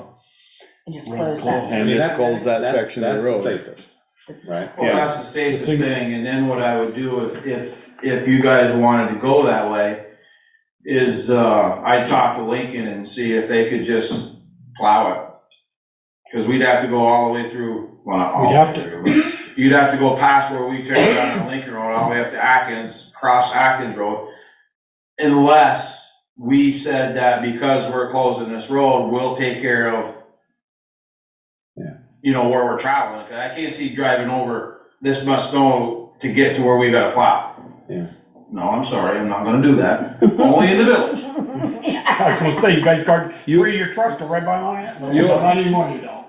Used to. That isn't what I was alluding to, but No, I'm not gonna say it. So for closing it, how much pushback do we get for that, if we close that? How much section? push, you're gonna get some. You're gonna get some from Ladou's. You're gonna And get you're some gonna from have the dudes, you're gonna get some from the bus driver, you're gonna get, I would make it downhill, one way, going downhill, probably because about the only ones, you get probably half a dozen. since he has a stop at Young Brian's driveway, they got two that drop off there, one or two, Who? the bus. That's why they come down over that hill. If No. you close it, Young Brian's, both of, shoot, that's right, both of his kids. Both his go to kids school. are, so. and they got Well, their they got youngest two one. drives, cause one of them is the one that slammed me. Mhm. last Well, time. they got their youngest one, I don't know, Right. it's either Bristol or Elementary, I don't or know. Bristol or Lincoln, I don't know. their But youngest. if anything, then, I would put- are we obligated to put a bus turn around? That's what I'm asking. If you close the road, they gotta turn that bus around. Are we, as a town, Well- I think we are obligated to plow The only thing I would suggest would be that way, seeing as how the bus is literally 200 feet up the road, is they can, them. You run that by them, I'm not gonna. I mean, you know what I mean? Should this be an There's no agenda reason- item? Yes, perhaps. it Yeah, I should. think it should be. I think so. Yeah. Because But we've got 3 or 4 I- different options that we should look at, Yeah. outside of a more permanent fix. Yeah. Just to deal with the safety of this. You're not gonna get to that this year. Yeah, we were. But anyways, Okay. you could put a bus turnaround in down the bottom. I wouldn't put the Jersey barriers down until you went past Ladou's driveway down the hill until you got to the flat spot, because we're gonna have to turn around as well with our truck. Right. So I would make it down at the bottom of the flat is easier to turn around. Yeah, there's room enough there to. All right, so we'll add it to the agenda, and then we'll talk about it, and we'll see. We'll have to go up and look at it to see logistically where it works. Right. I mean, the other thing you gotta do, I mean, it's gotta be, if we're gonna block the road off, it has to be Well, it'd have to be signed up above, so we shouldn't be liable. Yeah, you'd have to sign it from Atkins, well, not from Atkins, from, Atkins Road, yes. well, You'd have to sign it there. Atkins, and you'd have to sign it from the other one too. What other one? The one that takes. Well, it would be right there, right at that intersection, Atkins and Isham. An Isham Road, you'd have to sign it right there. All right, come on, Jimmy And needs to go next- home. yeah. Come on. Interested, Jimmy? I can just see him, he's like, come on. We're gonna close the notch while we're at it, Jimmy. There you go. Yeah. Wait till you're home. Just the upper one, yeah. There you go. Good night, Jim. Good night, everybody. Thank you for coming. Hey, All right. I'll make a motion to enter into Thank executive session for 1 VSA section 313 regarding real estate negotiations. Oh, Jill's got a question. Okay. 2 questions. Are you saying good night, or do you have a Peace question? out. Good night, guys. Thanks, Bye. Jill.